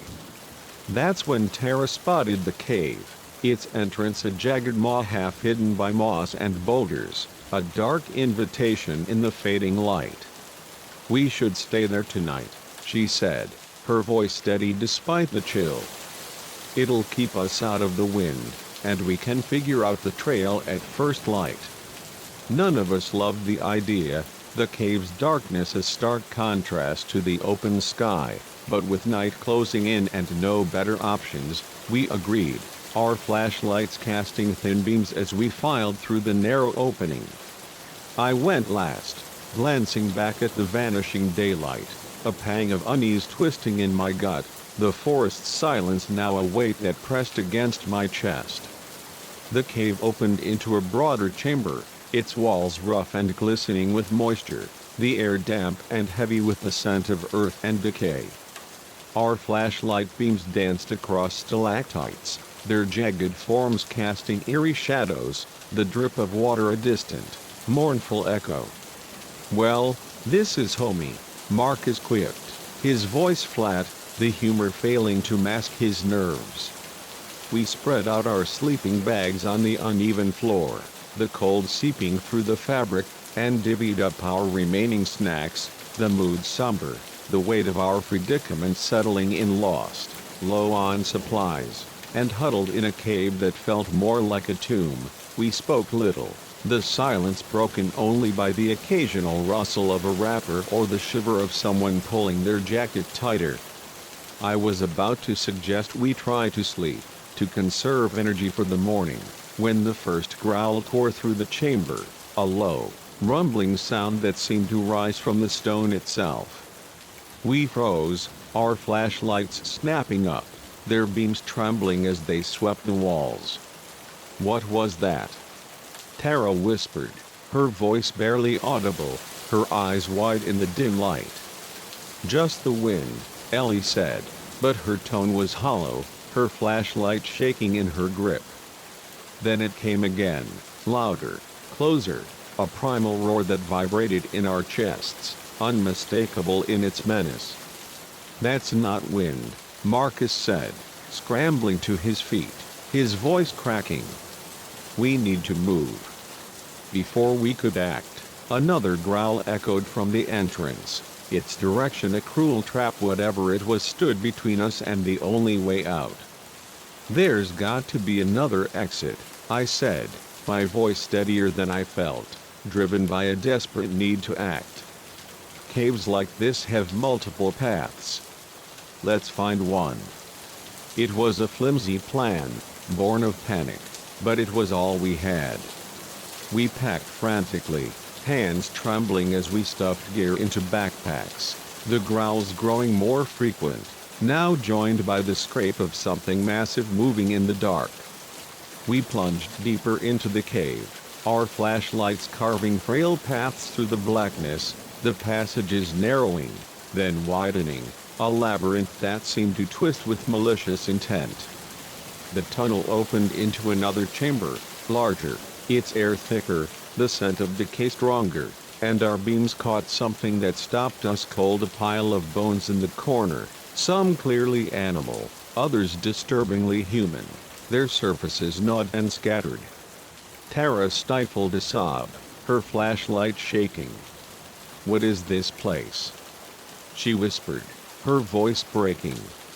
As if in answer, a roar shook the cave, so loud it rattled my teeth, and from a shadowed crevice, it emerged a creature that shouldn't exist.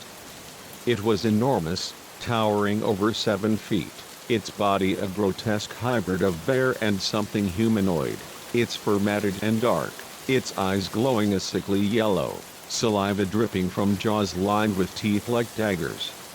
Its limbs were too long, its movements too fluid, a nightmare given form. For a heartbeat, we were paralyzed, our flashlights pinning the beast, its gaze locking onto us with predatory hunger. "Run!" Ellie screamed, snapping us into motion, and we bolted down a side passage, the creature's roar a deafening wave at our backs, its bulk scraping the stone as it pursued. We ran blindly, taking turns at random, the tunnels a maze of terror, our breaths dragged, our flashlights bouncing wildly. The creature's growls were relentless, its footsteps a thunder that never faded, its presence a shadow that filled the dark. My lungs burned, my legs screamed, but fear was a merciless driver, pushing us beyond exhaustion. We stumbled into a smaller chamber, its walls closing in, no exits visible, a dead end that trapped us like prey.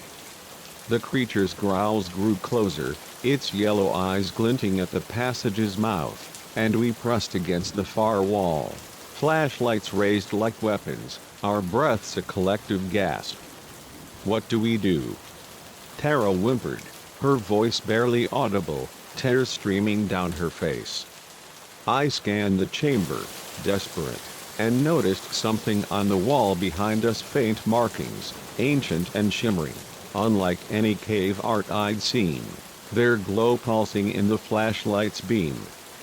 On instinct, I touched one, and my hand passed through the stone, a ripple of cold air brushing my skin.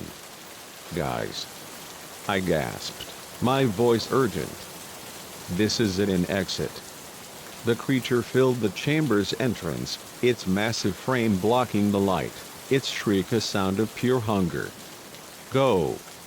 I shouted, pushing Tara toward the wall, her body vanishing as she pressed against the markings. Ellie and Marcus followed, their forms dissolving into the stone, and I dove after them, the creature's hot breath grazing my neck, its claws swiping the air. A moment of vertigo swallowed me, a sensation of falling through stars, and then I tumbled onto soft grass, the open sky above, the smoky's dawn painting the world in hues of pink and gold. I scrambled to my feet, finding Ellie, Marcus, and Tara staring at me, their faces pale with shock, their bodies trembling but alive. Behind us was a sheer cliff face, no cave entrance, just those shimmering markings, faint now in the morning light. The creature's roar echoed faintly, trapped in the stone, unable to follow. We were safe, somehow transported out of the abyss, but the questions lingered. What was that thing? How had we passed through solid rock, and how many others had met their end in its jaws? We stumbled to a ranger station, our story spilling out in a frantic rush, but the rangers found nothing. No cave, no bones, just the markings, dismissed as natural striations. The months that followed were a haze of trauma and disbelief. We tried to move on, but the cave's shadow clung to us, its growl a phantom in our dreams. Ellie buried herself in work. Marcus found solace in faith. Tara swore off the outdoors, and I delved into research, scouring cryptozoology forums and quantum theories, seeking answers for the impossible. We rarely spoke of that night, its terror too vast, too unreal, but it bound us, a shared scar we couldn't erase. I stopped hiking, the wild's beauty tainted by what lurked beneath its surface, and sometimes, in the quiet of my apartment, I hear that growl, see those yellow eyes, and wonder, is it still there, waiting in Raven's Hollow, its hunger eternal, or are there other caves, other portals, hiding horrors we'll never understand? The markings saved us, but their mystery haunts me, a reminder that some adventures are graves, and some truths are better left buried. Story 8. The first crack of the window pane sent my heart into a frantic gallop, a sharp sound that sliced through the quiet of the night, too precise to be mistaken for a stray branch. The second confirmed my fear, its jagged echo a deliberate assault on the stillness of the house. By the third, as glass shattered somewhere below, a sickening certainty gripped me. Someone was breaking in, and I was alone in a sprawling farmhouse miles from help. My only company, the shadows that seemed to pulse with malice. What was meant to be a peaceful week of houses sitting in the rolling hills of upstate New York had become a desperate struggle for survival, where every creak of the old house whispered of a predator closing in. I jumped at the chance when my cousin, Laura, asked me to watch her place while she vacationed in Maine. Her farmhouse in the Catskills was a dream. Wide porches, fields of wild flowers, a serenity that promised a break from my hectic life as a freelance writer in Brooklyn. The isolation, an hour from the nearest town, had seemed romantic, a chance to unplug, read novels, and maybe finish a short story. I'd arrived with a suitcase and a stack of books, savoring the luxury of sleeping past dawn, cooking leisurely breakfasts in a kitchen that smelled of cedar and fresh herbs. The days were idyllic, spent lounging on the porch with a glass of iced tea, the hills a tapestry of green under a summer sky, the nights quiet save for the chirp of crickets and the occasional hoot of an owl. That evening, I'd been curled up in the living room, a rom-com flickering on the ancient TV, its glow a soft counterpoint to the darkness pressing against the windows.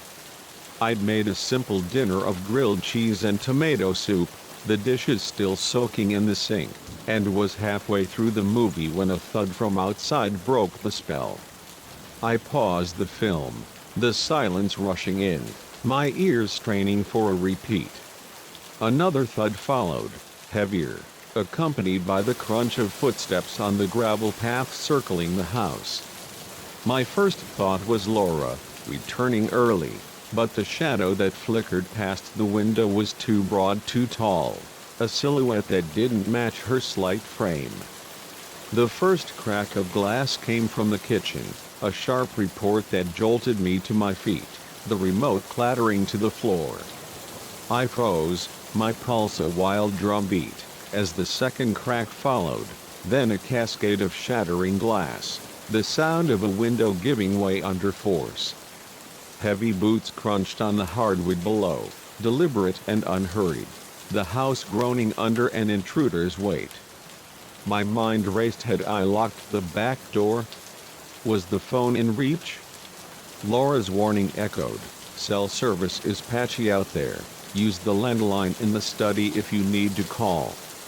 The study was downstairs, past the kitchen, where the intruder now prowled, their presence a violation that turned the house's warmth into a cage. I crept upstairs to the guest bedroom, my bare feet silent on the worn runner, my hands trembling as I eased the door shut, locking it with a soft click. The room was a sanctuary of Laura's taste: floral quilts, a mahogany dresser, a brass lamp on the nightstand that now felt like my only weapon. I unplugged it, its weight reassuring in my grip, and pressed myself against the wall, listening as the intruder moved below, the crash of a drawer yanked open, the clatter of something heavy falling. My phone was useless, its screen mocking me with no bars, and the landline was a distant dream, trapped in the study's oak-paneled walls. Voices drifted up, low and gruff, at least two men, their words indistinct but laced with urgency. "Check upstairs," one growled, the words a blade in the dark, and my heart lurched, a cold sweat breaking across my skin. Footsteps thudded on the stairs, slow and deliberate, each creak a countdown to discovery. I scanned the room, my eyes landing on a narrow linen closet across the hall, its door ajar, a shadowed refuge.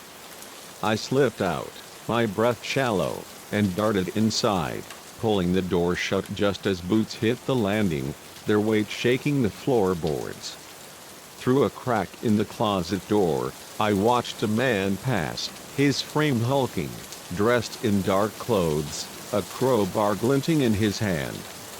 He moved methodically, checking each room, his boots heavy, his breath a rasping echo.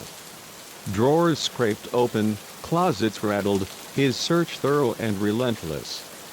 I held my breath, my body pressed against shelves of folded towels, the lamp's brass cool against my palm, my pulse a roar that threatened to betray me.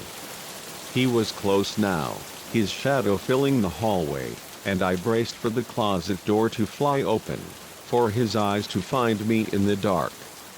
A shout from downstairs broke the tension. "Yo, found something." And he turned, his boots retreating, the stairs creaking under his descent. I exhaled, my legs trembling, but the relief was fleeting. I couldn't stay hidden, a trapped animal waiting for slaughter.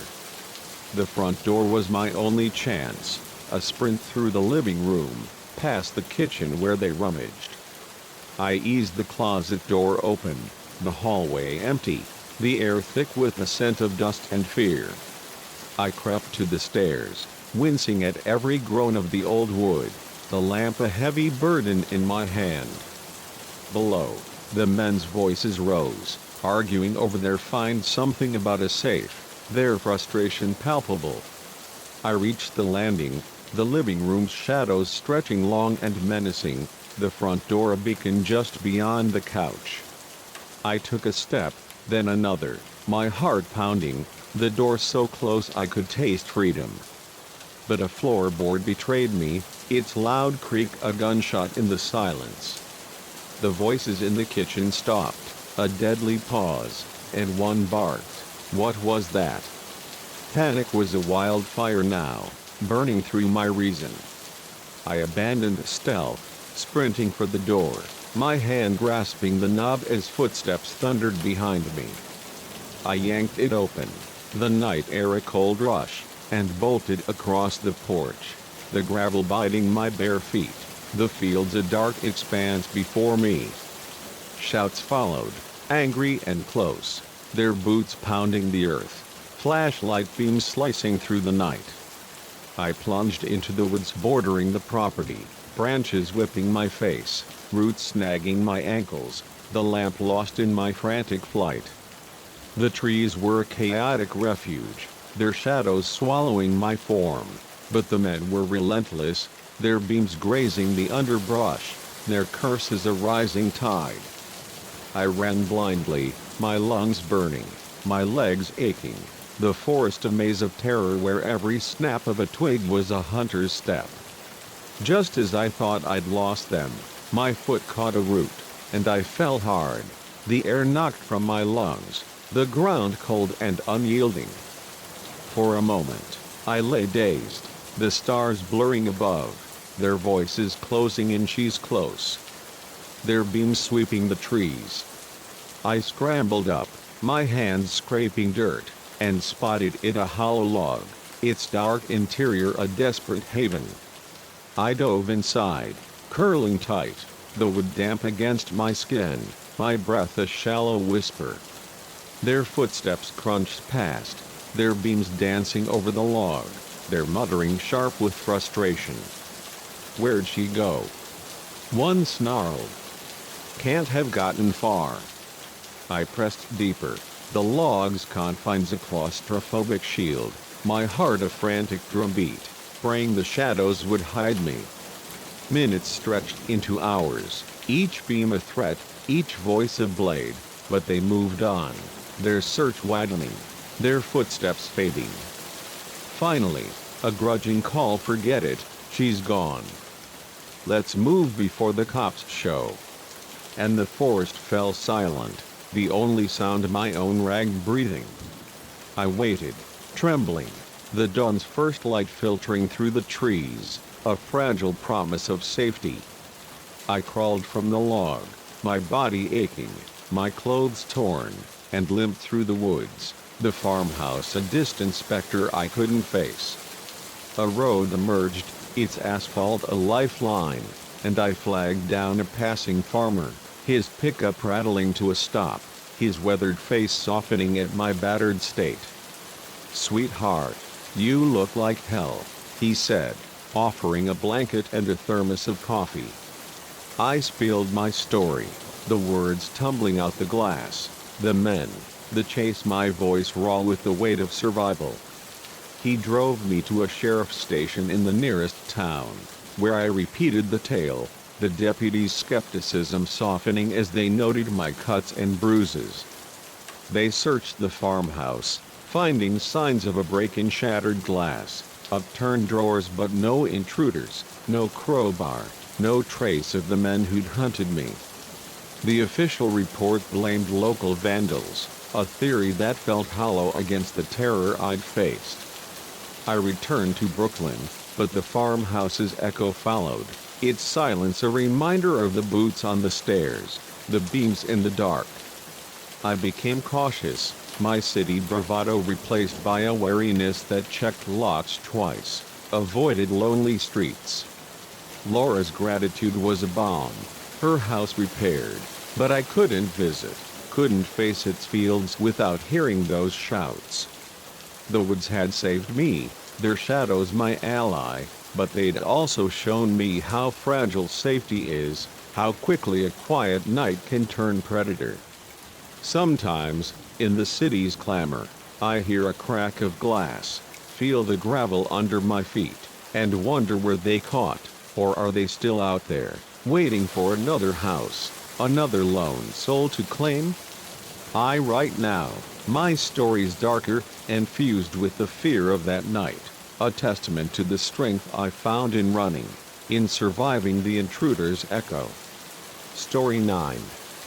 The first sign of trouble was the greasy smile of the man with the scar, a crooked slash across his cheek that twisted his grin into something predatory, his eyes glinting with a hunger that set my nerves on edge. The second was the way his companions grew louder, their laughter a grating assault on the quiet of the diner, their hands straying too close as I poured their coffee. By the time I saw the glint of a pistol tucked into his waistband, a cold certainty gripped me. This wasn't just a rowdy group of late-night patrons, but a gang of wolves in human skin, and I was their prey in a desolate Oregon diner miles from help. What began as a routine shift at a roadside eatery had spiraled into a fight for survival, where every move was a gamble, and the ticking clock was my only ally. I'd been waitressing at Sally's Diner for 6 months, a stopgap job to pay the rent while I saved for culinary school in Portland. The diner was a relic of the 1950s, its chrome countertops and red vinyl booths a nostalgic draw for truckers and locals along Highway 101. Most nights were quiet, the hum of the jukebox and the clink of dishes a soothing rhythm, my shifts filled with small talk and the occasional generous tip. I liked the solitude of the graveyard shift, the world reduced to a handful of weary travelers and the glow of neon against the coastal fog. That night, I'd arrived at 10 p.m., tying my apron as the day crew clocked out, leaving me alone with a sparse crowd, a lone trucker nursing a burger, a couple sharing pie, and the hum of the fryer in the back. The 5 men swaggered in around 2 a.m., their boots heavy on the checkered floor, their voices loud and coarse, shattering the diner's calm.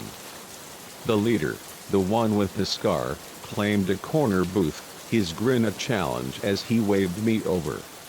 "Coffee, darlin'," he drawled, his eyes raking over me, his companions snickering as they sprawled across the seats.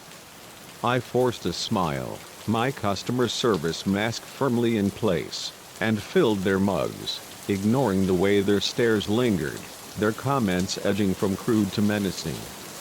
"You're a pretty thing for a place like this," Scarface said, his hand brushing mine as I poured, his grip lingering too long, too tight. I pulled away, my heart quickening, but kept my voice steady. "Just doing my job," I said, retreating to the counter, the trucker and couple casting uneasy glances before hurrying out, their plates half-eaten, the bell above the door a lonely chime. For the next hour, I kept them fed coffee, fries, a plate of onion rings, my hands steady despite the growing unease, their laughter a grating assault, their hands wandering closer with each refill. The diner was empty now, the world beyond the windows swallowed by fog, the highway silent save for the occasional rumble of a distant rig. I was alone, the cook-off for the night, the nearest help miles away in Tillamook. Their comments grew bolder, their eyes harder, and I felt the shift, a predator's focus tightening around me. I was wiping the counter, my back to them, when Scarface grabbed my arm, yanking me close, his breath hot and sour. "We ain't here for the coffee, sweetheart," he hissed, his grin a slash of menace. "Time to have some real fun." I twisted free, my heart pounding, and backed away, my eyes catching the glint of metal at his waist, a gun, its presence a cold promise of violence.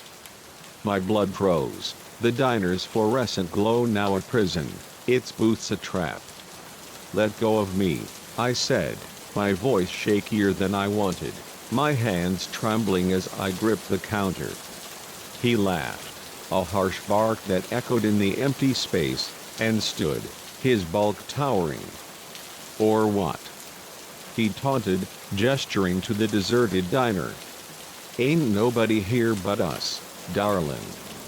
His companions spread out, two vaulting the counter to block the kitchen, the others guarding the door, their grins mirroring his, a pack closing in.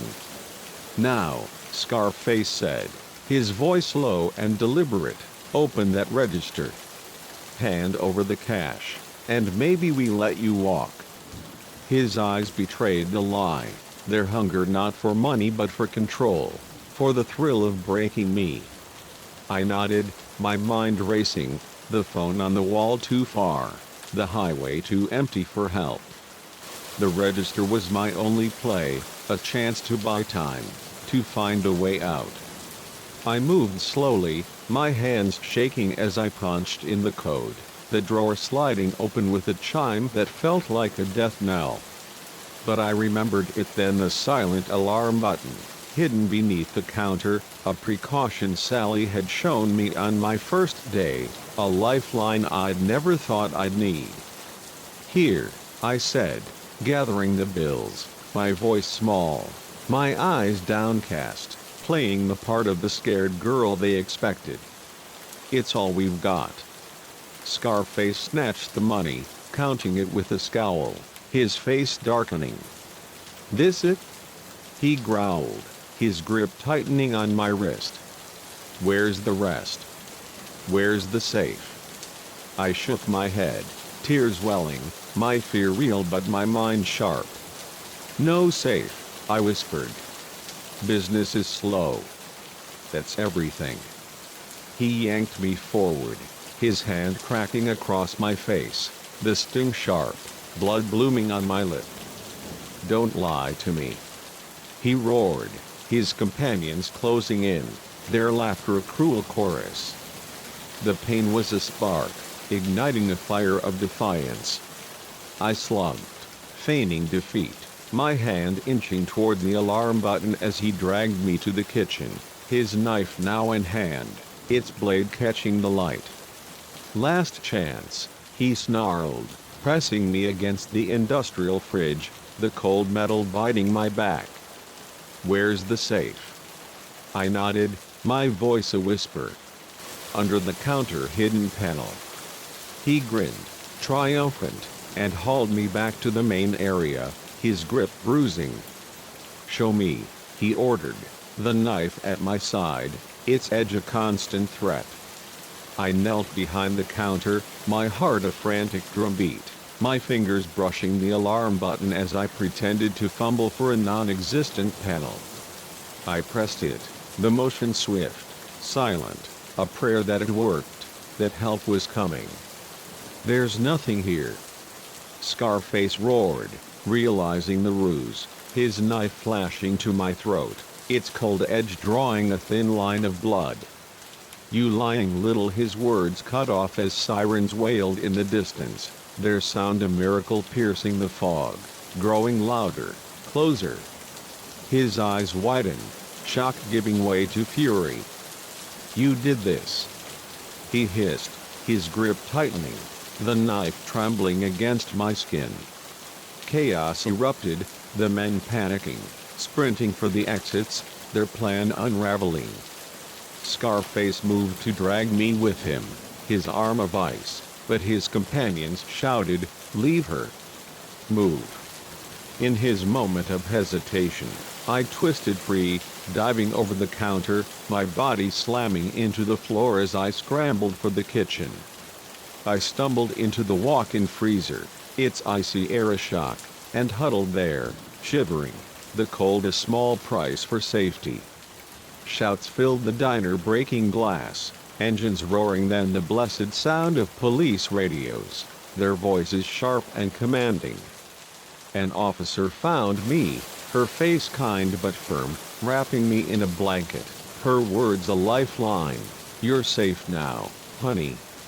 The aftermath was a blur of ambulances and statements, the diner a crime scene lit by flashing lights. The men were part of a robbery ring, hitting diners across the Pacific Northwest, their spree ended by my silent alarm. 3 were caught that night, the others later, their faces plastered across the news. Sally called me a hero, but the word felt hollow, the memory of that knife, those grins, a weight I couldn't shed. I tried to return to work, to reclaim the diner's warmth, but every shadow held Scarface's face, every laugh his mocking tone. I quit, taking a day job at a bakery, its sunlight a shield against the night's terrors.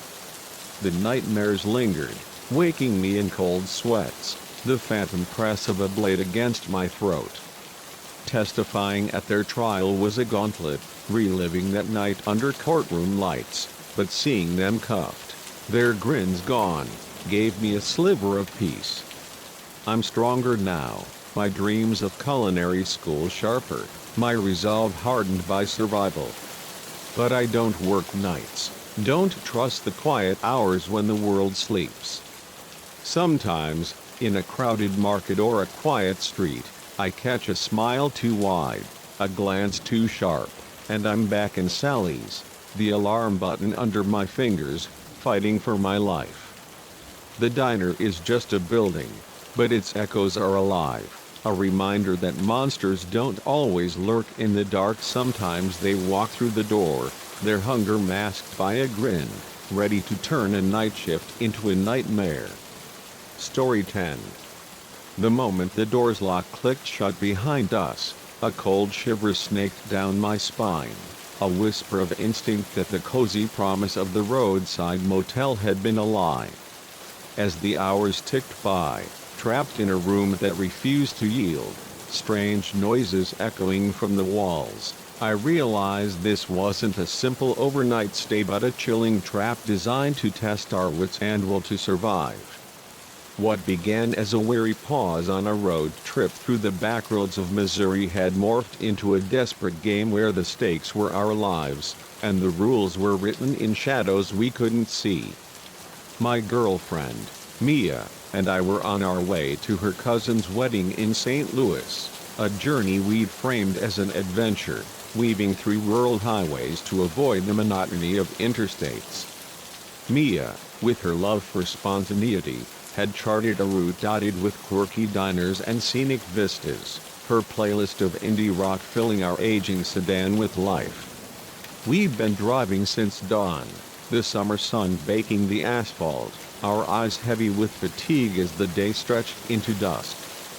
"We should stop," Mia said, stifling a yawn, her dark curls bouncing as she stretched in the passenger seat. "We're both wiped." I nodded, the weight of the road pressing on my shoulders, and scanned the horizon for a place to rest, the promise of a bed outweighing the ache of another hour behind the wheel. The Starlight Motel appeared like a mirage, its neon sign flickering weakly against the twilight, half its letters dark, spelling out SRI in a stuttering glow. It was a squat, single-story relic off a lonely stretch of Route 36, its peeling paint and sagging roof a testament to better days, but it was open, and that was enough. The parking lot was a patchwork of cracked asphalt, our car's tires crunching over scattered gravel, the air thick with the scent of dust and distant hay. The clerk behind the desk was a gaunt man with sunken eyes, his face etched with a weariness that mirrored the motel's decay. "Room 13, he croaked, sliding a key across the counter, its plastic fob faded to a sickly yellow. "End of the row. Only one left." I hesitated, the number prickling my unease. 13, unlucky, a superstition I didn't usually entertain. "Nothing else available?" I asked, my voice cautious, Mia's hand warm in mine. The clerk shook his head, his gaze flickering to the floor, a tremor in his hands as he busied himself with a ledger. "Take it or leave it," he muttered, his tone flat but edged with something I couldn't place: fear, perhaps, or resignation. Mia squeezed my hand, her smile reassuring. "It's just a number, Ben," she said, her voice light. "We're not that superstitious, right?" I forced a grin, the clerk's unease a shadow I tried to ignore, and we took the key, our exhaustion outweighing the motel's grim charm. Room 13 was a time capsule of neglect, its walls papered in faded stripes, the carpet stained with ghosts of spills past, the mattress sagging under a threadbare quilt. The bathroom was a study in grime, its tiles cracked, the faucet dripping a mournful rhythm. "Charming," Mia quipped, dropping her bag on a rickety chair, her humor a shield against the room's dreariness. I locked the door, the bolt sliding with a heavy thunk, and we collapsed onto the bed, the springs creaking under our weight, sleep pulling us under before we could unpack. The road's hum faded, the world shrinking to the motel's stale air and the promise of rest. It was past 2 a.m. when I woke, a nagging pressure in my bladder pulling me from a dreamless sleep. I shuffled to the door, groggy, my hand fumbling for the knob, but it wouldn't turn, the lock unyielding despite my efforts. I twisted harder, confusion giving way to unease, the door's resistance a silent rebuke. "Mia," I whispered, shaking her gently, my voice tight with growing alarm. "Wake up. The door's stuck." She stirred, blinking in the dim glow of the bedside lamp, and joined me, her hands testing the knob, her frown deepening as it refused to budge. "This isn't stuck," she said, her voice sharp now. "It's locked from the outside." Panic crept in, a cold tide that sharpened our senses, the room's walls seeming to close in, their faded stripes a mocking cage. We tried the windows, their frames sealed tight, the glass too thick to shatter without drawing attention we couldn't afford. The realization hit like a blow. We were trapped. The locks click, a deliberate act, not a malfunction. "What's going on?" Mia asked, her voice trembling, her eyes searching mine for answers I didn't have. I grabbed my phone, but the screen mocked us with no signal. The motel's remote location a perfect prison, the landline on the wall silent, its cord severed, a clean cut that spoke of intent. We shouted, pounded the walls, our fists bruising against the plaster, our voices hoarse, but the motel was a tomb, its silence unbroken, no footsteps answering our cries. The hours crawled, the room a pressure cooker of fear and frustration, our hunger growing, the tap water tasting of rust, leaving us queasy and lightheaded. "Someone'll come," I said, more to myself than Mia, clinging to the hope of a maid or a checkout call. "They have to." But as night fell again, the second day trapped in this purgatory, no one came, the motel's stillness a cruel jest, its walls whispering secrets we couldn't decipher. The worst was the unknowing. Why were we here? A prank gone wrong, a trafficking scheme, a twisted experiment? My mind spun horrors, each worse than the last, while Mia paced, her optimism fraying, her voice cracking as she whispered, "No one knows we're here, Ben." We didn't tell anyone we stopped. The truth was a weight, crushing our hope. We'd detoured without a word, our families expecting us at the wedding, oblivious to our fate. As the second night deepened, the room seemed to pulse, shadows shifting at the edges of my vision, faint murmurs seeping from the walls, a chorus of voices too low to understand. Was it the water, the hunger, or something darker, the motel alive with a malice we couldn't name? In the flickering light of the TV, which we hadn't touched since arriving, a spark of static caught my eye. The screen, unplugged yet alive, crackled with gray snow, resolving into a grainy image that stole my breath. Us, Mia and I, asleep on the bed, the angle high, as if filmed from the ceiling. My heart lurched, my eyes snapping upward, spotting it a tiny lens, nearly invisible against the popcorn ceiling, its red light a malevolent eye. "Mia," I croaked, pointing, my voice hoarse with dread. "We're being watched." She followed my gaze, her face paling, a gasp escaping her lips as the truth sank in. Something, was monitoring us, our every move a performance in their twisted theater.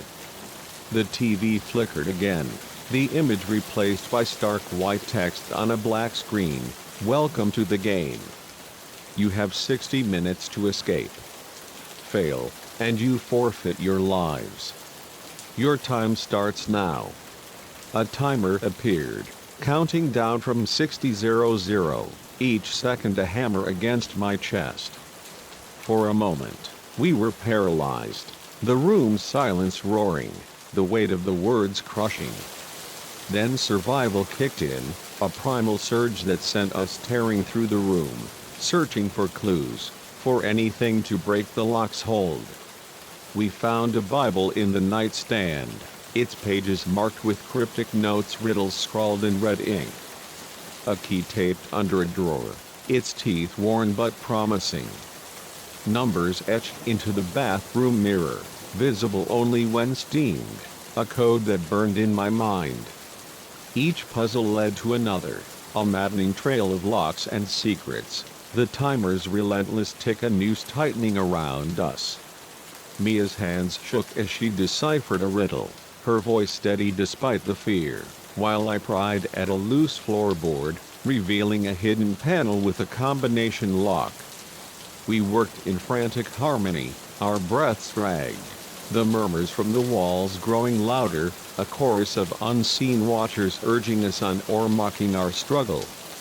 With seconds to spare, the final code clicked, the door swinging open with a soft creak, revealing an empty hallway bathed in flickering fluorescent light, the motel's silence a stark contrast to the chaos within. We ran, our footsteps echoing, the hallway a tunnel of peeling paint and numbered doors, each one a potential trap. The front desk was deserted, the clerk gone, the parking lot a moonlit expanse where our car waited, untouched, its keys still inside. We dove in, my hands trembling as I turned the ignition, the engine roaring to life, a defiant cry against the motel's grip. We peeled out, the starlight shrinking in the rearview mirror, its neon sign a fading ghost, giving no hint of the horror it held. The road stretched dark and endless, our breaths uneven, the timer's echo a phantom in our minds. We drove straight to a police station in the next town, our story spilling out in a frantic crush. The lock, the camera, the game, our voices raw, our bodies trembling. The officers listened, their skepticism palpable, but they sent a team to the motel, returning with a chilling report. The place was abandoned, had been for years, its rooms empty, no cameras, no locks, no trace of our ordeal. The official line was a faulty door, a hallucination born of exhaustion, but we knew the truth, the memory of that scream, those words too vivid to dismiss. The Starlight Motel changed us, its shadow a constant companion, waking us in cold sweats, our eyes scanning ceilings for hidden lenses, our ears straining for the tick of a timer. We made it to the wedding, our smiles forced, our story untold. Who would believe a game that left no evidence, a motel that wasn't there? We stick to chain hotels now, their sterile safety a shield against the unknown, but the fear lingers, stirred by every locked door, every flicker of static.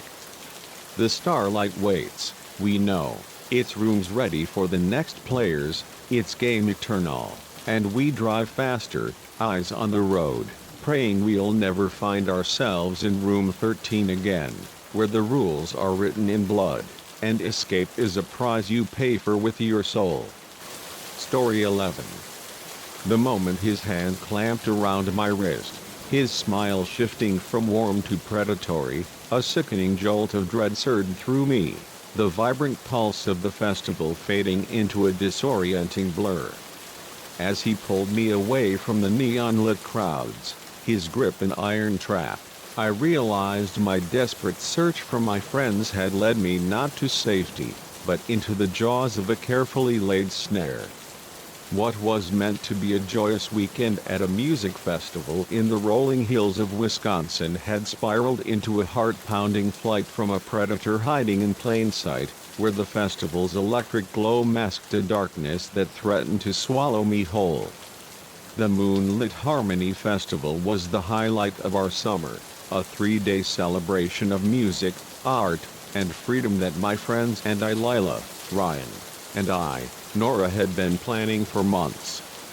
We'd saved every spare dollar from our barista and retail jobs, curated matching outfits with a zeal that bordered on obsession, and dreamed of dancing under starlit skies to our favorite bands.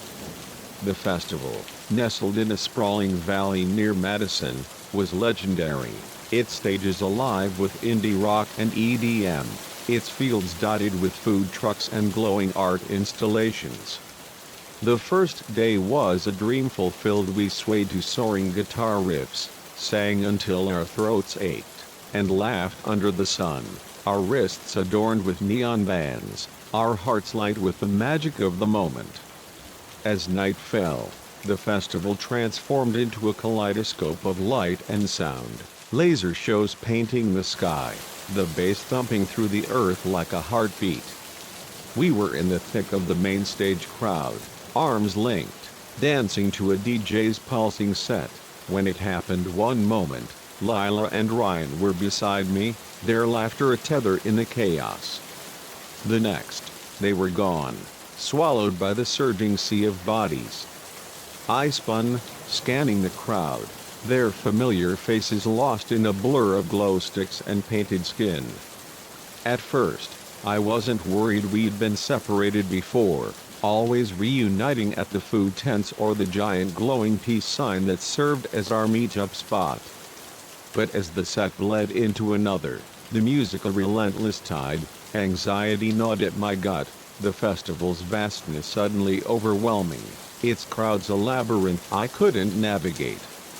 I pushed through the throng, my voice hoarse from shouting their names, the press of bodies stifling, the neon lights dizzying. The festival grounds stretched endlessly, a maze of stages, vendors, and art pieces, each turn disorienting, the noise a wall that drowned my calls. I was alone, a small figure in a sea of revelry, my phone useless with a drained battery, my wristband a mocking reminder of my tether to the group. That's when he appeared, a tall man with a kind face, his eyes crinkling with a warmth that cut through the chaos. "You okay?" he asked, his voice clear over the music's roar, his presence a lifeline. "You look lost." I hesitated, years of stranger danger warnings flashing through my mind, but his demeanor was disarming, his festival badge glinting with the word volunteer in bold letters. "I can't find my friends," I shouted, my voice cracking with exhaustion. "We got split up during the last set." He nodded, his smile sympathetic, his hand gesturing toward a quieter path. "Happens all the time here," he said, his tone reassuring. "I'm Jake. I can take you to the lost and found tent. They're probably waiting there." Relief flooded me, the tent a beacon of hope, a place I hadn't thought to check. "Thank you," I said, my gratitude spilling over, and I followed him, his stride confident, his badge a promise of safety. He led me away from the main stage, the crowds thinning, the music fading to a distant thrum, the festival's glow replaced by the dim flicker of string lights strung between trees. The path wound toward the outskirts, the tents smaller, the shadows deeper, the air cooler against my sweat-damped skin. A prickle of unease stirred. Were we going the right way? The lost and found was usually central, near the medical tent, not out here where the light barely reached. "Is this the shortcut?" I asked, my voice wavering, slowing my pace. "Just around these tents," Jake said, his smile unwavering, but there was a new edge to it, a sharpness that hadn't been there before, his eyes glinting with something I couldn't name. Before I could react, his hand shot out, seizing my wrist, his grip like a vice, his fingers digging into my skin. I gasped, trying to pull free, but he was too strong, his smile now a grotesque mask, his teeth too white, too perfect. "No need to run," he said, his voice low, a predator's purr. "We're just getting started." I screamed, a raw cry of terror, but the festival's roar swallowed it, the laughter and music a cruel barrier between me and help. He dragged me toward a cluster of dark tents, their canvas walls looming like silent sentinels, his other hand clamping over my mouth, muffling my cries. I kicked, clawed, my nails raking his arm, but it was like fighting a statue, his strength unyielding, his intent a dark tide pulling me under. A voice cut through the night. "Hey. What's going on over there?"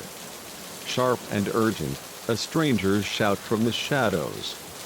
Jake froze, his head whipping around, his grip loosening for a heartbeat.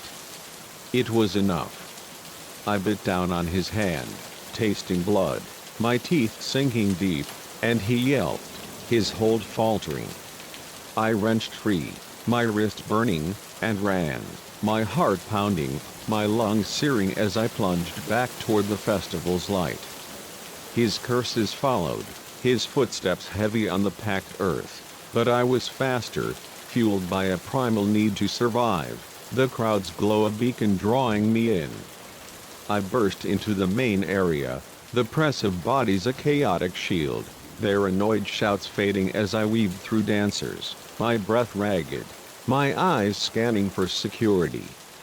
The festival was a funhouse now, every face a potential threat, every shadow hiding Jake's grin. I stumbled toward the medical tent, its white canvas a sanctuary, and collapsed into the arms of a volunteer, a woman with a Red Cross vest and a gentle voice. "Are you okay, sweetheart?" she asked, her eyes wide with concern. The story poured out, a frantic rush of words, the separation, Jake, the tense, my voice breaking, tears streaming as she ushered me inside, her hand steady on my shoulder. Security was called, their radios crackling, their faces grim as I described Jake, his badge, his too perfect smile. A manhunt swept the festival, officers weaving through the crowds, but in the chaos of lights and sound, he vanished, a ghost swallowed by the night.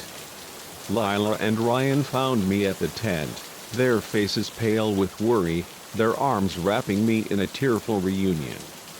They'd been at the lost and found, frantic when I didn't appear, their guilt a mirror to my relief. The investigation uncovered a chilling truth: Jake was part of a network preying on festival goers, targeting the lost and vulnerable, his badge a fake, his kindness a lure. Other victims came forward, their stories echoing mine, a web of close calls that my escape helped unravel. The festival's magic was shattered, its joy tainted by the memory of that grip, that grin. I couldn't stay, couldn't dance under those lights without seeing his face in every crowd, jumping at every brush of a stranger's hand. The weekend blurred into police statements and therapy sessions, my nightmares a reel of dark tents and chasing footsteps. I rebuilt slowly, Lila and Ryan my anchors, their support a lifeline through the panic that lingered in crowded spaces. The festival continued the next year, its posters bright with promise, but I never returned, its fields a graveyard of trust. I'm cautious now, my instincts sharper, my friends never more than an arm's length away at concerts or fairs. I check badges, question smiles, trust the prickle of unease that saved me that night. Jake's face haunts me, a specter in quiet moments, but I carry pride too. I fought, I ran, I helped stop a predator's game. The moonlit Harmony Festival is just a memory, but its lesson is etched in my bones. Danger hides in the brightest places, wearing the kindest masks, and survival is a dance of vigilance, a rhythm I'll never forget. Somewhere, in another festival's glow, others may wait, their smiles too perfect, their hands too quick, but I know now: trust your fear, and run when the light feels wrong. The vanished hamlet. The first whisper of wrongness was the unnatural silence that greeted us as we stumbled into the clearing, the forest's chatter of birds and rustling leaves snuffed out like a candle.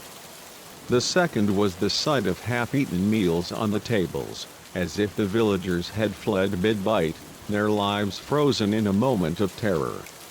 By the time night fell and the shadows began to move, their forms unnatural and hungry, we knew our discovery of this forsaken settlement in the heart of Maine's wilderness was no accident, but a descent into a nightmare where survival demanded we outrun the impossible.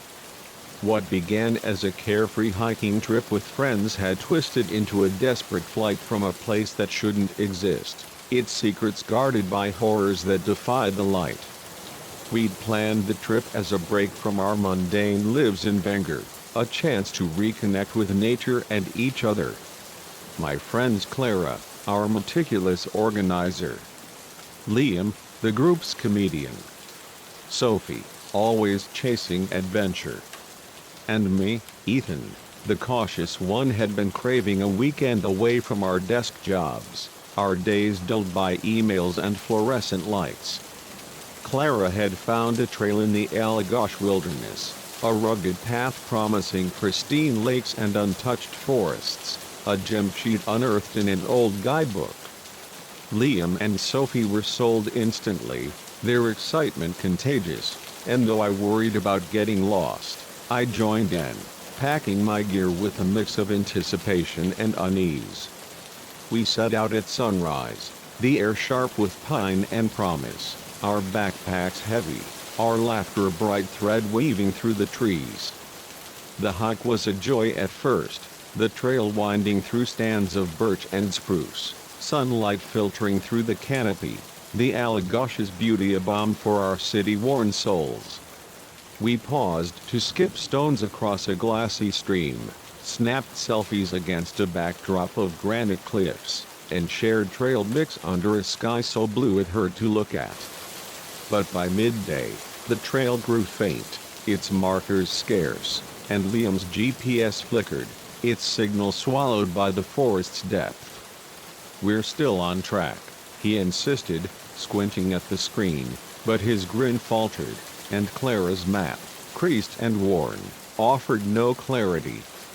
We pressed on, the path dissolving into a tangle of roots and ferns, the forest's embrace tightening, its silence a growing weight. As dusk approached, painting the sky in hues of violet and ash, Sophie spotted the clearing, a break in the trees revealing a cluster of buildings that seemed plucked from another century. Wooden cabins with moss-covered roofs lined dirt paths, a central square holding a stone well and a small chapel, its steeple leaning like a weary sentinel. "This can't be right," Clara murmured, her voice hushed, her map forgotten in her hand. "There's no village on here." The sight was impossible, a settlement uncharted in a wilderness we thought we knew, yet it stood before us, lived in and abandoned, its stillness a silent scream. We approached cautiously, calling out greetings, our voices swallowed by the quiet, the air heavy with the scent of damp wood and decay. The village was a frozen tableau, laundry hung on lines, swaying in the breeze. Gardens bloomed with ripe vegetables. A blacksmith's forge held tools still warm to the touch. But no one answered, no faces peered from windows, the silence a living thing that pressed against our chests. "Look at this," Sophie called from a cabin, her voice trembling. We crowded inside, our flashlights illuminating a table set for dinner, plates of moldy bread and congealed stew, chairs pushed back as if the diners had bolted mid-meal. My stomach churned, a primal unease taking root. This wasn't abandonment, but an escape, sudden and terrified. We split up to search, agreeing to regroup in the square, our footsteps loud in the oppressive hush. I wandered into a cabin, its air thick with dust, and found a journal, its pages brittle, the last entry dated a week ago. The writer spoke of strange noises at night, missing livestock, a creeping dread that they were coming, the final words scrawled in a frantic hand, "God save us." Clara found a schoolhouse, its blackboard covered in half-finished lessons, Sophie a barn with tools scattered as if dropped in haste, Liam a chapel set for a service never held. "We need to go," Sophie said when we reunited, her eyes wide, her voice shaking. "Something's wrong here, and I don't want to be here when it gets dark." But the sun was already gone, the forest beyond the village a wall of shadow, its paths invisible in the twilight. Time had slipped away, hours vanishing unnoticed, the village a trap that held us in its grip. "We can't navigate at night," Liam argued, his usual humor gone. "We'll break an ankle or worse." Reluctantly, we chose a cabin near the village's edge, its windows offering a view of the forest path, and barricaded the door with a heavy table, our flashlights casting jittery beams across the walls. We huddled together, too scared to sleep, jumping at every creak, the silence a weight that crushed our nerves, our whispers a frail defense against the dark. Just past midnight, a sound broke the stillness, a soft shuffle, like something dragged across the earth, coming from the square. We froze, our flashlights dimming, as if the village itself conspired to blind us. "Do you hear that?" Clara whispered, her voice barely audible, her hand clutching mine. The sound grew closer, joined by others, a low moan, the clatter of something falling, footsteps too many, too heavy to be human. Sophie crept to a crack in the barricaded window, her gasp sharp as she recoiled, her face pale in the flashlight's glow. "They're people, but not," she choked out. "Something's wrong with them." One by one, we peered through the crack, our breaths held, and what we saw defied reason. Figures moved in the moonlight, their forms jerky, unnatural, their skin gray and mottled, some missing arms, others bearing wounds that should have killed. They weren't zombies, not the shambling corpses of films, but something worse, their movements coordinated, their eyes glinting with a shared intelligence, a purpose that chilled us to the core. As we watched, one paused, its head swiveling to face our cabin, its gaze piercing the dark, and a sound erupted, not a growl, but a wordless call, answered by the others, a chorus of hunger that shook the air. "We have to go," I hissed, shoving the table aside, the door our only hope. We burst out as the first figure reached the cabin, its moan a guttural hymn, its hands clawing the air. We ran, not toward the forest but deeper into the village, its maze of paths our only chance to lose them. The night was a chaos of narrow escapes, darting between cabins, hiding in shadows as the creatures searched, their moans a relentless tide. At one point, I was separated, trapped in a shed, their claws scratching the door, my heart pounding as I braced for death. Clara's voice, calling my name, gave me the strength to smash a window and climb out, reuniting with the group just as another wave approached. Dawn broke, its light a fragile shield, and we found a path leading out, the creatures halting at the village's edge, their forms fading into the mist, as if bound to the hamlet's curse. We ran until our lungs burned, collapsing in a meadow far from that accursed place, our bodies trembling, our minds reeling. We staggered to a ranger station, our story spilling out in a frantic rush, but the search found nothing, no village, no cabins, just endless forest and faint tracks that led nowhere. The rangers called it delirium, a trick of exhaustion, but the scratches on our arms, the dirt caked in our boots, were proof enough for us. The hamlet haunted us, its silence a specter in our dreams, those moans a chorus we couldn't silence. Clara threw herself into research, seeking legends of lost villages. Liam turned to humor, masking his fear. Sophie swore off the wild, her thrill-seeking quenched. And I scoured archives, finding whispers of missing hikers, strange tales of Maine's depths. We stopped hiking, the forest's beauty tainted by what we'd seen, and rarely spoke of that night, its truth too vast, too unreal.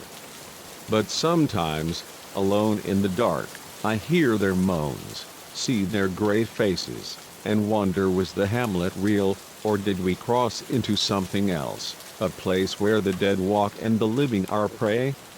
The Allagash holds its secrets, and I pray we never find that clearing again, where the silence is a lie, and the shadows are alive.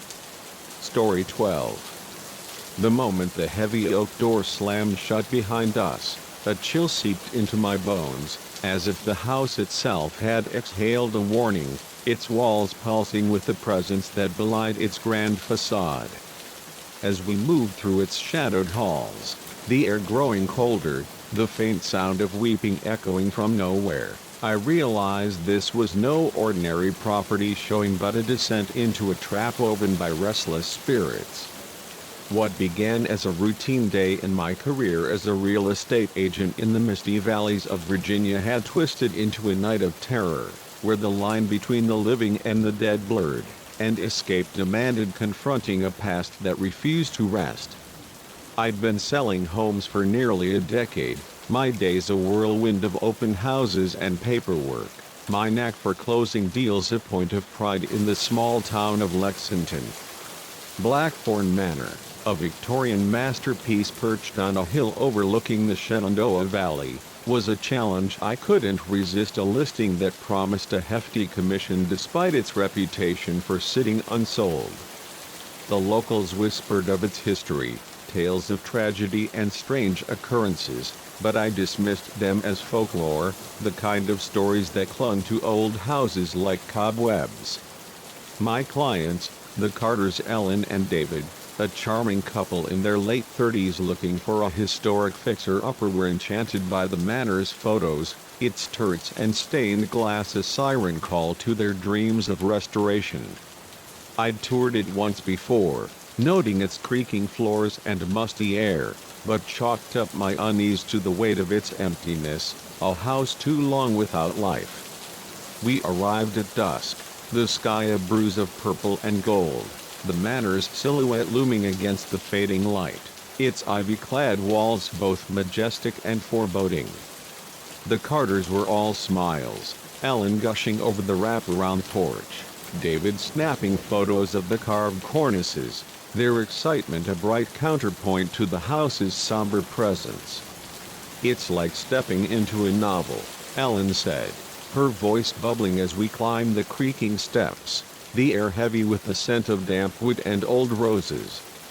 I forced a grin, the key cold in my hand, ignoring the prickle at my nape, the sense that the manor was watching, its windows like eyes that saw too much.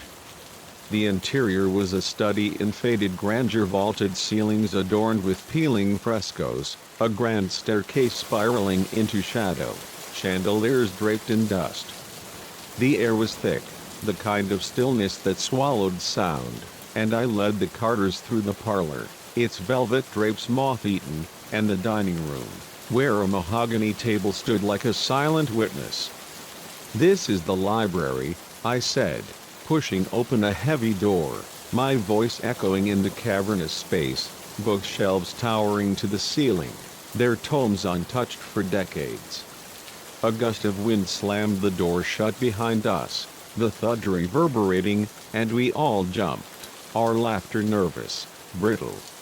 "Old houses," David said, his chuckle forced, his hand tightening on Ellen's. "Always full of surprises." We continued to the second floor, the floorboards groaning under our weight, the air growing colder, heavier, as if the house resented our intrusion.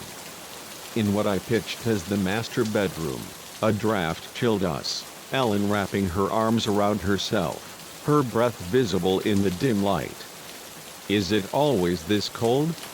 she asked, her voice wavering, and before I could answer, a sound stopped us, a low, mournful wail, like a woman weeping, coming from everywhere and nowhere at once.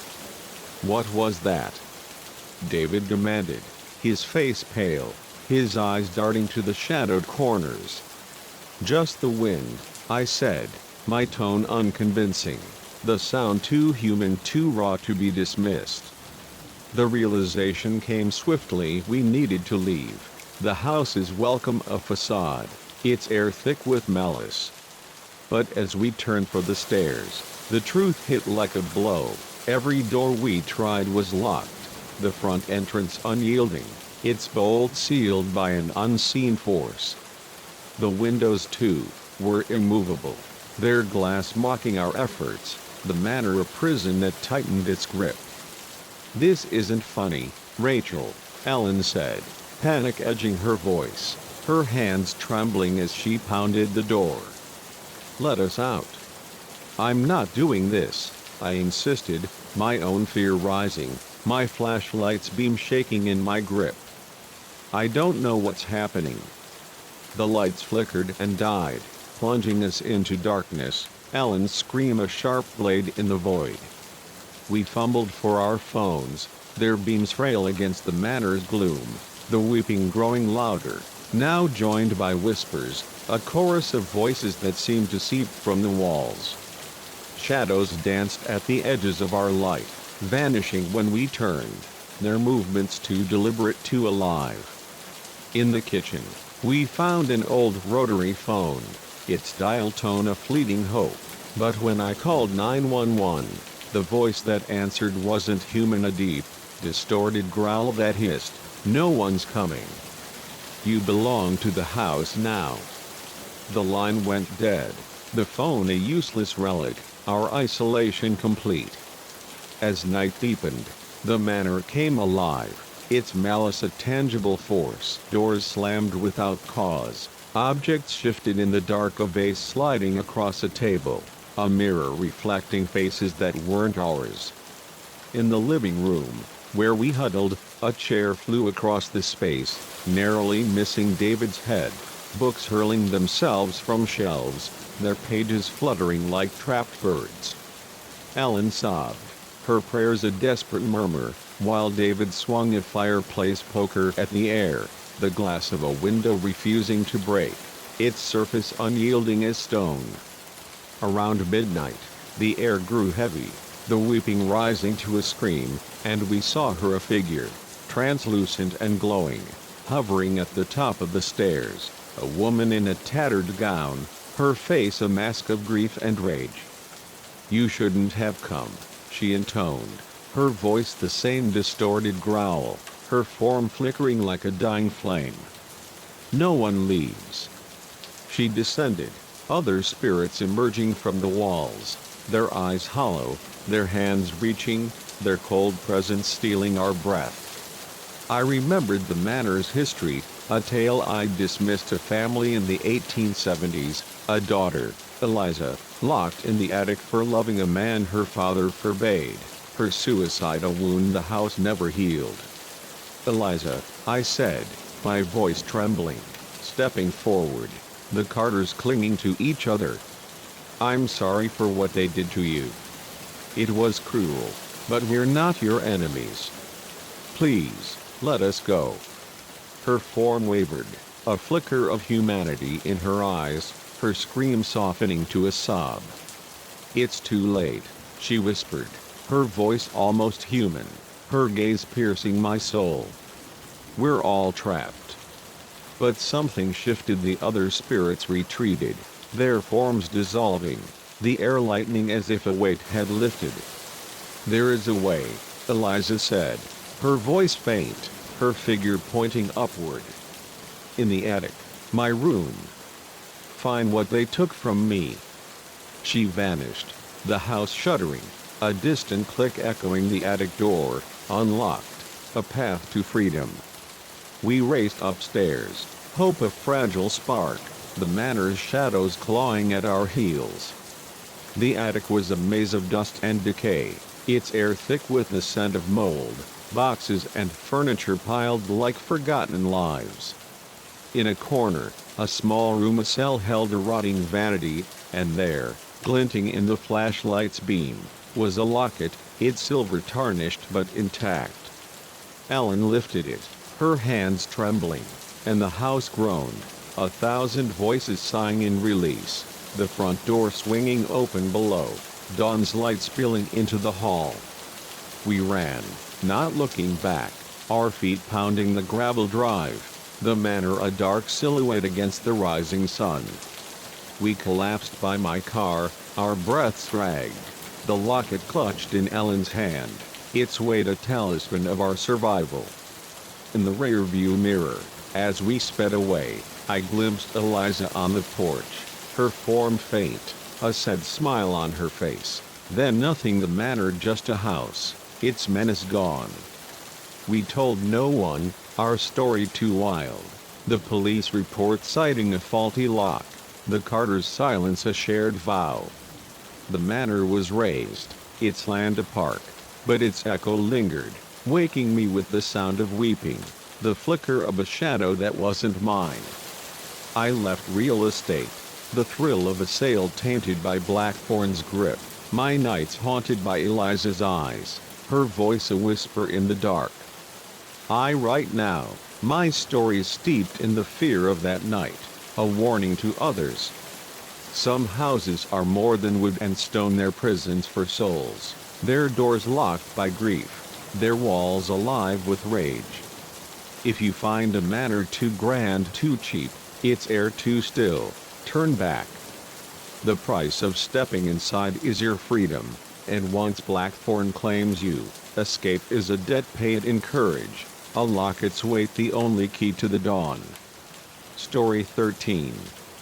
The first impact jolted us from our laughter, a bone-rattling crunch that silenced the kids' chatter in the back seat, the world tilting as our SUV swerved. The second sent us careening toward the ditch, the tires screaming against the asphalt, my hands clawing at the wheel to keep us upright.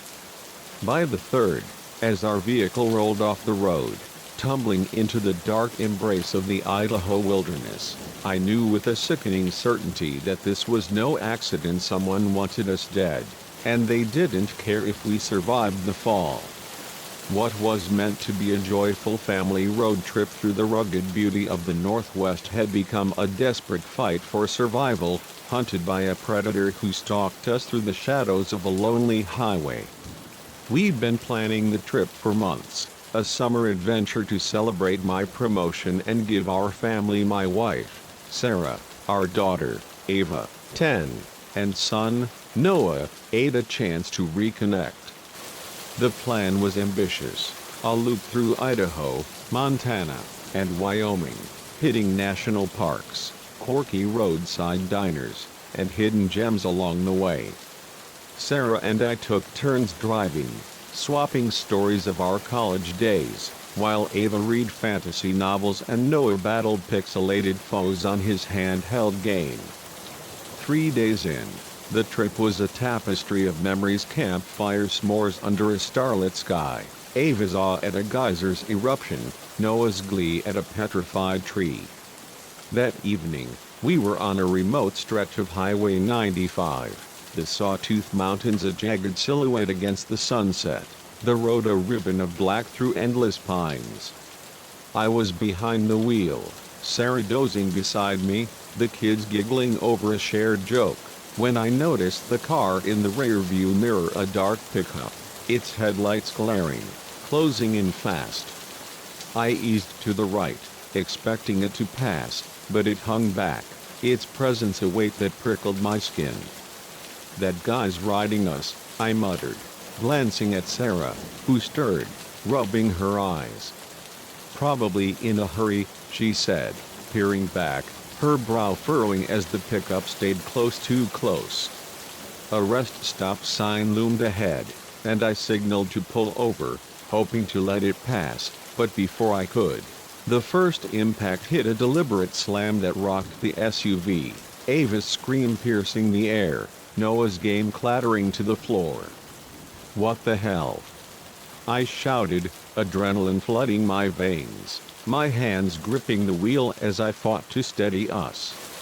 The pickup struck again, harder, shoving us toward the road's edge, the ditch a yawning void. "Hold on!" I yelled, but the third hit was merciless, sending us over, the world spinning in a chaos of metal and glass, the kids' cries a knife in my heart. The SUV rolled, once, twice, landing on its roof in a tangle of pine and earth. The windshield shattered, the air thick with dust and panic. Darkness swallowed us, a moment of silence before reality crashed back, Ava's sobs a beacon in the void. I hung upside down, the seatbelt cutting into my chest, pain radiating through my ribs. "Sarah?" I croaked, twisting to see her, her face pale but breathing, her eyes fluttering open. "The kids," she gasped, her voice raw, and I turned, heart lurching. Ava was unbuckled, a cut on her forehead, her eyes wide with fear. "I'm okay," she whimpered, but Noah was limp, a bruise blooming on his temple, his chest rising faintly. "Noah!" I shouted, fumbling with my belt, falling awkwardly as it released, ignoring the agony in my side. I checked his pulse steady, thank God, and unbuckled him, Ava helping as Sarah freed herself, her hands shaking but resolute. "We need to move," I said, the words a reflex, the pickup's headlights flashing in my mind, its driver a shadow with intent. Ava's voice trembled. "He's coming, isn't he?" Before I could answer, the roar of an engine cut through the night, headlights sweeping the wreckage from above, slow and deliberate. "Into the trees," I hissed, urgency overriding pain, and we scrambled out, Sarah taking Ava's hand, me carrying Noah, his weight heavy but alive. We plunged into the forest, the underbrush clawing at our legs, the pines a dark labyrinth that swallowed our forms, the cold air sharp against our cuts and bruises. Footsteps crunched on the road above, a flashlight beam slicing through the trees, a man's voice calling, "I know you're out there. Come out, make this easy." His tone was gleeful, a hunter savoring the chase, and my stomach churned, the beam grazing our wrecked SUV, illuminating twisted metal. "Found your phone," he taunted, his voice closer. "No signal out here, no help coming." He was right, our phones were useless, the nearest town miles away, our detour unshared with family expecting us in Montana. We pressed against a massive cedar, its bark rough, Noah stirring in my arms, his eyes blinking open, wide with fear. I signaled silence, my finger to my lips, Sarah's hand tight on Ava's, their breaths shallow, our family a fragile knot in the dark. The beam swept closer, leaves crackling under his boots, his muttering a low growl of anticipation. I shifted Noah, my arms aching, and scanned the shadows, the forest a maze of hiding places but no escape. The man was thorough, his light probing every hollow, his presence a tightening noose. "You can't run forever," he called, his voice a blade, and I pictured him a faceless hunter, his pickup a weapon, his motives a mystery I didn't want to solve. Sarah's eyes met mine, her fear mirrored by a fierce resolve, a mother's strength that anchored us. "We need to move," I whispered, the beam inches away, and we crept deeper, the undergrowth swallowing our steps, every snap a betrayal. The chase was a grueling dance, the pickup's engine roaring to life, its headlights cutting through the trees as he drove parallel, trying to cut us off. We changed direction, weaving through denser woods, the cold numbing our cuts, Noah now walking, clinging to my hand, Ava's bravery alight in the dark. Hours bled into eternity, the forest a relentless gauntlet, the man's pursuit a shadow that never faded. Dawn's first light filtered through the pines, a fragile hope, when we stumbled onto a narrow road, not the highway, but a local lane, its gravel a lifeline. Ava pointed, her voice a gasp. "Look." In the distance, a cluster of houses, a small town, its lights a beacon of salvation. We ran, our legs leaden, the sound of the pickup's engine rising again, its headlights rounding a bend behind us, closing fast. "Keep going," I shouted, Noah's hand tight in mine, Sarah and Ava sprinting ahead, their breaths ragged. The gap narrowed, the engine's roar a predator's growl, when another light flared, a police cruiser, its sirens a scream of rescue, speeding toward us from the town. The pickup screeched, swerving, then reversed, vanishing into the trees as the cruiser pulled up, an officer leaping out, his face a mix of concern and urgency. "You folks okay?" he asked, taking in our battered forms, the blood and dirt a map of our ordeal. We collapsed, the story spilling out the crash, the chase, the man, our voices overlapping, raw with relief and trauma. The officer called for backup, an ambulance arriving to check our wounds, the town's warmth a stark contrast to the forest's menace. In the days that followed, recovering in a hospital, we learned the truth. Our attacker was a serial predator, targeting families on remote highways, his truck a weapon in a string of unsolved crimes. Our escape, our description, led to his arrest, his face a stranger's, unremarkable but for the cold in his eyes plastered across the news, a monster unmasked. We never finished the trip, the parks and diners a dream abandoned for home, our family tighter, our love fierce but scarred. The forest saved us, its shadows our shield, but it also showed us how thin the line is between joy and terror. We stick to busy routes now, our mirrors checked obsessively, the kids' laughter quieter, their eyes scanning the road. The highway is just asphalt, but its echo is alive, a reminder of the man who hunted us, his voice a taunt in my dreams. We survived, but the sawtooths hold his shadow, a warning that some predators wear human faces, waiting on the next lonely stretch for a family to claim. Story 14.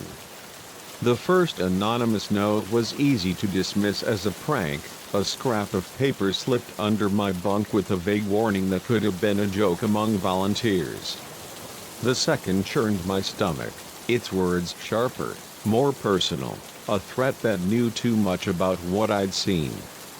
By the third, as I stared at the scrawled command "Keep quiet or else" alongside a photo of my family, I knew my discovery of corruption at the disaster relief site had painted a target on my back. What began as a heartfelt effort to aid a hurricane-ravaged community in coastal Mississippi had spiraled into a dangerous game of secrets and survival, where the line between helper and hunted blurred, and the truth was a risk I might not survive. My name is Lucas, a carpenter from Mobile, Alabama, who signed up to volunteer after Hurricane Delta tore through the Gulf Coast, leaving homes shattered and lives upended. The images on the news flooded streets, families clinging to rooftops hit me hard, stirring a need to do more than donate a few bucks. The relief center in Biloxi was a hive of chaos and hope, a sprawling lot where trucks unloaded pallets of water, blankets, and medical supplies, and volunteers like me sorted and distributed them to those in need. I threw myself into the work, hauling crates, building temporary shelters, my hands blistered but my heart full, the camaraderie of strangers united by purpose alight in the devastation. It was during my second week that I noticed the cracks in the operation, subtle at first, like splinters in a polished surface. I was unloading a shipment of bottled water when I overheard two coordinators, veterans of the relief effort, their vests marked with authority, arguing in hushed tones behind a stack of crates. "The numbers are off," one hissed, his voice taut with worry. "We're missing nearly half the shipment." The other, a wiry man with a clipboard, grabbed his arm, eyes darting. "Keep it down," he snapped. "We'll handle it." They spotted me, their faces shifting to forced smiles, and I looked away, pretending to focus on the crates, but the exchange lodged in my mind, a puzzle piece that didn't fit. Over the next few days, I paid closer attention, my carpenter's eye for detail catching discrepancies that others missed. Boxes of antibiotics arrived but vanished before reaching the clinics, their absence blamed on logistical errors. Cash donations, meant for rebuilding, seemed to evaporate, the ledger showing gaps that no one questioned. I tried to rationalize it. Chaos breeds mistakes, and relief efforts were messy, but the pattern was too clear, the shortages too consistent. The coordinator's glances grew sharper when I lingered near the supply tents, their smiles tighter, and I felt the weight of unseen eyes, a scrutiny that turned my goodwill into suspicion. Late one night, when the camp was quiet, I slipped into the main office, a prefab trailer lit by a single bulb, its air thick with the scent of stale coffee and ink. I wasn't sure what I was looking for, just answers, a thread to pull, but behind a filing cabinet, I found a hidden panel, its edges betraying frequent use. Inside was a ledger, its pages a damning record of diverted supplies and siphoned funds, millions in aid stolen from those who needed it most. My hands shook as I snapped photos with my phone, the evidence of burning weight, each page a betrayal of the people we'd come to help. I needed to report this, but to whom? The local police were overwhelmed, and what if they were complicit, their hands as dirty as the coordinators? I was so absorbed I nearly missed the footsteps outside, heavy and deliberate, approaching the trailer. Panic seized me, my heart pounding as I replaced the ledger and ducked behind a desk, the door creaking open as two men entered, the wiry coordinator, Carl, and a stranger in a tailored suit, his presence jarring in the camp's grit. "The boss is pissed," the suit said, his voice cold, polished. "We're not hitting quotas." Carl wrung his hands, his voice low. "It's getting harder to hide. Some volunteers are asking questions." The suit's eyes narrowed, his tone a blade. "Then deal with them. No loose ends." They left, their words a noose around my neck, and I stayed hidden, my breath shallow, the photos on my phone a dangerous secret. The first note came the next morning, tucked under my bunk. "We know what you saw. Stay quiet." I crumpled it, telling myself it was a scare tactic, a bluff from overworked staff, but unease gnawed at me, a shadow that followed my every step. The second note appeared in my jacket pocket, its words bolder: "Forget what you found, or pay the price." Fear tightened its grip, my nights sleepless, my eyes scanning the faces of volunteers, wondering who watched, who knew. I redoubled my efforts, covertly recording conversations, photographing suspicious shipments, building a case I wasn't sure I'd live to deliver, the camp's bustle a mask for its rot. The third note was a gut punch, left in my bag during a lunch break: "Keep quiet or else," with a photo of my parents' house, their address scrawled in red ink. My hands trembled, the threat no longer abstract but a blade at my family's throat.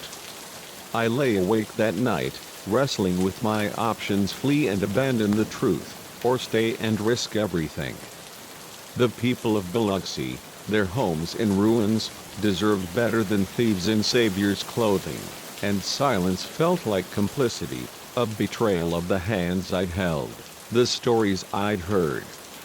I chose to fight, my resolve a fragile shield against the fear that choked me.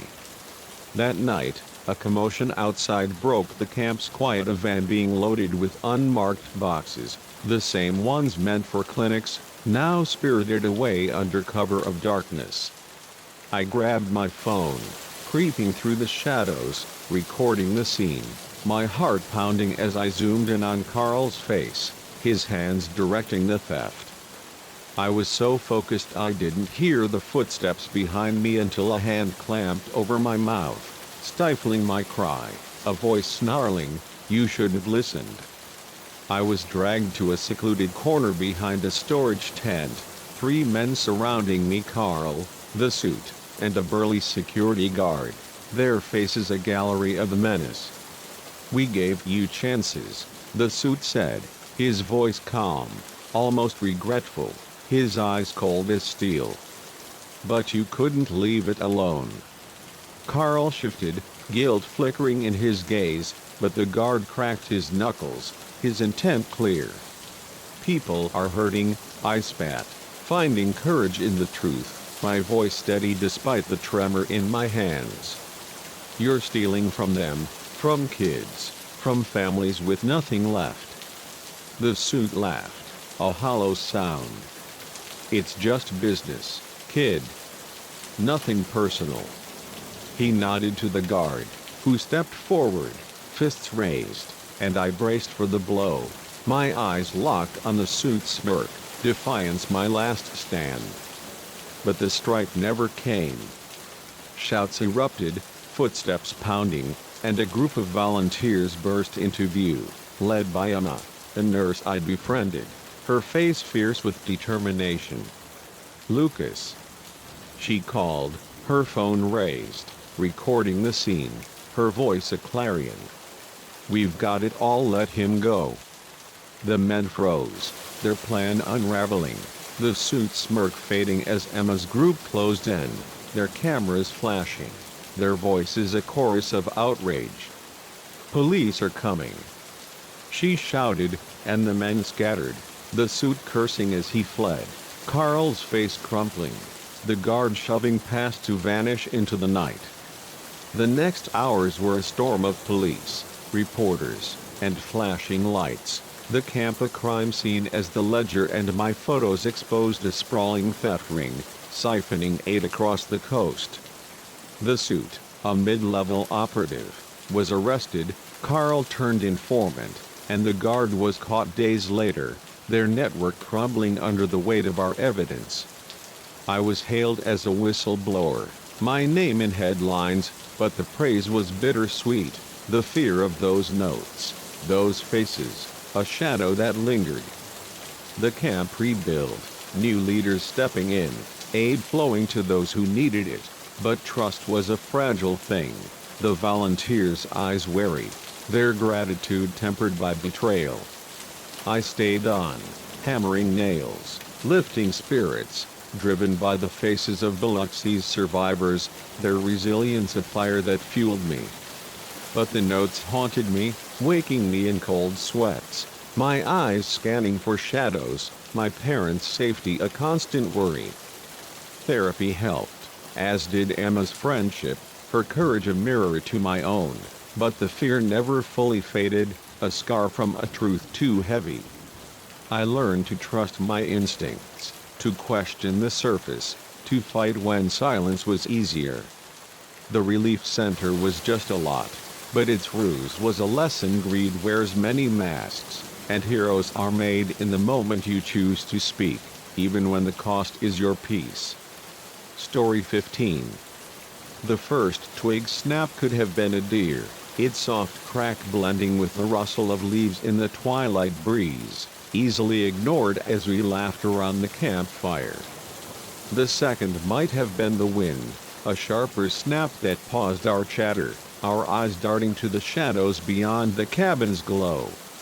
But when the third broke, followed by a ragged, guttural breath just outside the window, a bone-deep terror seized us, a certainty that our weekend retreat in the rugged hills of Montana's Bitterroot Valley was no longer a haven, but a hunting ground for something monstrous. What began as a carefree escape with friends had spiraled into a desperate stand against a creature that defied nature, its hunger a shadow that turned the pines into a graveyard of fear. The trip was a last-minute plan, a chance to unplug and reconnect after months of grinding through our city lives in Missoula. My best friend, Sam, had found a steal on a cabin rental deep in the Bitterroot, a rustic gem nestled among towering pines, its isolation a promise of peace. Our group: Sam, his girlfriend, Lila, our friends, Tara and Gabe, and me, Claire, was a tight-knit crew, bonded by late-night bar shifts and shared dreams of something bigger. Sam's pitch was irresistible: no Wi-Fi, no cell service, just the five of us, a stack of board games, and the wild's embrace. I was skeptical, preferring the hum of the city, but their excitement was a tide I couldn't resist, and I packed my bag, my unease drowned by the promise of s'mores and starlight. The drive was a journey through beauty, the road winding past emerald meadows and snow-capped peaks, the air sharp with the scent of cedar and earth. We reached the cabin at dusk, its log walls glowing in the fading light, a wide porch offering views of the valley's endless green. It was perfect: 3 cozy bedrooms, a stone fireplace crackling with warmth, a kitchen stocked with our haul of snacks and beer. We spent the evening settling in, unpacking coolers, exploring the creaky halls, and joking about the lack of signal, our phones useless bricks. After a dinner of chili and cornbread, we gathered outside, the fire pit's flames dancing, our laughter a shield against the night's chill, the stars a glittering canopy above. As I closed the curtains in my room that night, a flicker of movement caught my eye, a shadow at the clearing's edge, darker than the surrounding pines, shifting and gone before I could focus. I shook it off, blaming the ghost stories we'd swapped over marshmallows, but the unease lingered, a splinter in my mind. The next day was a blur of joy, hiking trails that wound through wildflower fields, splashing in a crystal stream, Tara's camera capturing every grin. But the cabin felt different when we returned, its air heavier, the porch chair misplaced, a window we'd locked now ajar, our firewood pile scattered as if kicked apart. "Probably a raccoon," Gabe said, shrugging, but his eyes scanned the trees, and I saw Lila's hand tighten on Sam's, the group's mood dimming as the sun dipped low. Night fell, wrapping the cabin in a velvet dark, and we retreated inside, the fire glow a frail defense against the creeping chill. We were mid-game, a raucous round of cards, when the first twig snapped outside, sharp and close, silencing our laughter. "Just the wind," Lila said, her voice thin, but we all froze, listening, the fire's crackle suddenly too loud. Another snap, closer, heavier, and Sam stood, peering out the window, his face pale in the firelight. "Nothing," he muttered, but his hand lingered on the lock, checking it twice. The third snap came with a sound that stopped our hearts, a deep, ragged breath, like a beast scenting prey, just beyond the living room window. Tara screamed, dropping her cards, the sound raw and piercing, and for a moment, we were statues, our flashlights trembling as they swept the room. "What was that?" Gabe whispered, his voice cracking, his hand clutching a poker from the fireplace. The breathing grew louder, deliberate, a guttural rhythm that vibrated in our chests, followed by a slow, deliberate scratch against the glass, claws dragging with malicious intent. "We need to get out," I said, my voice urgent, but Gabe shook his head, his face ashen. "The cars across the clearing. We'd never make it." Lila's suggestion was a lifeline: the bedrooms. "We can barricade ourselves." We moved as one, grabbing makeshift weapons, pokers, a kitchen knife, a heavy flashlight, and chose the largest bedroom, shoving a dresser against the door, its wood groaning under the strain. We huddled in the center, flashlights trained on the door, the cabin's silence a suffocating weight, broken by footsteps on the porch, heavy and unhurried, circling, testing. The creature was inside now, its presence a shadow that seeped through the walls, floorboards creaking, a low growl rumbling from the living room, each sound a nail in our courage. Hours passed in a haze of fear, our whispers drowned by the creature's movements, its claws scratching, its breath a constant menace. We took turns watching, our eyes burning, our bodies aching from the tension, the darkness a living thing that pressed against us. As dawn's first light crept through the curtains, a new sound broke the terror, a rhythmic thump, growing louder, resolving into the unmistakable chop of helicopter blades. Hope surged, fragile but fierce. Someone had found us, salvation hovering above. But the creature sensed it too, its growl rising to a shriek, the dresser shuddering as it slammed the door, splintering wood, a final, desperate bid to claim us. The door burst open, the dresser toppling, and there it stood, a figure that defied reality, too tall, too thin, its limbs bent at unnatural angles, its skin pale and translucent, stretched over jagged bones. Its face was a nightmare, noseless, with sunken cheeks and eyes that glowed a sickly green, its mouth a gaping maw of needle-like teeth. It lunged, its shriek a sound of pure malice, and we fought, our terror a wildfire that fueled us. I swung the flashlight, its metal cracking against its arm, Tara stabbing with the knife, Sam and Lila screaming as Gabe tackled it, his poker glancing off its hide. The creature howled, clawing at us, its strength overwhelming, when a deafening blast filled the room. Tara had fired a flare gun from the cabin's emergency kit, the flare striking its chest, its skin smoldering, a screech of pain tearing through the air. It scrambled back, crashing through a window, glass shattering as it fled, the sound of breaking branches fading into the dawn. We collapsed, trembling, as voices, human, blessedly human, called from outside, park rangers drawn by the cabin owner's concern when we didn't check out. They found us, battered and babbling, the cabin a wreck of claw marks and broken wood, their skepticism palpable but shaken by the evidence. A search of the forest yielded nothing, no creature, just strange tracks vanishing into the mountains, the official report citing a bear attack, a tidy lie we couldn't accept. The bitter root changed us, its shadow a constant companion, waking us with the echo of that growl, the glint of those eyes. Sam and Lila clung tighter, their love a shield. Gabe turned inward, his laughter gone. Tara sold her camera, her passion tainted. And I researched, scouring tales of mountain demons, hikers lost in these hills, finding whispers but no answers.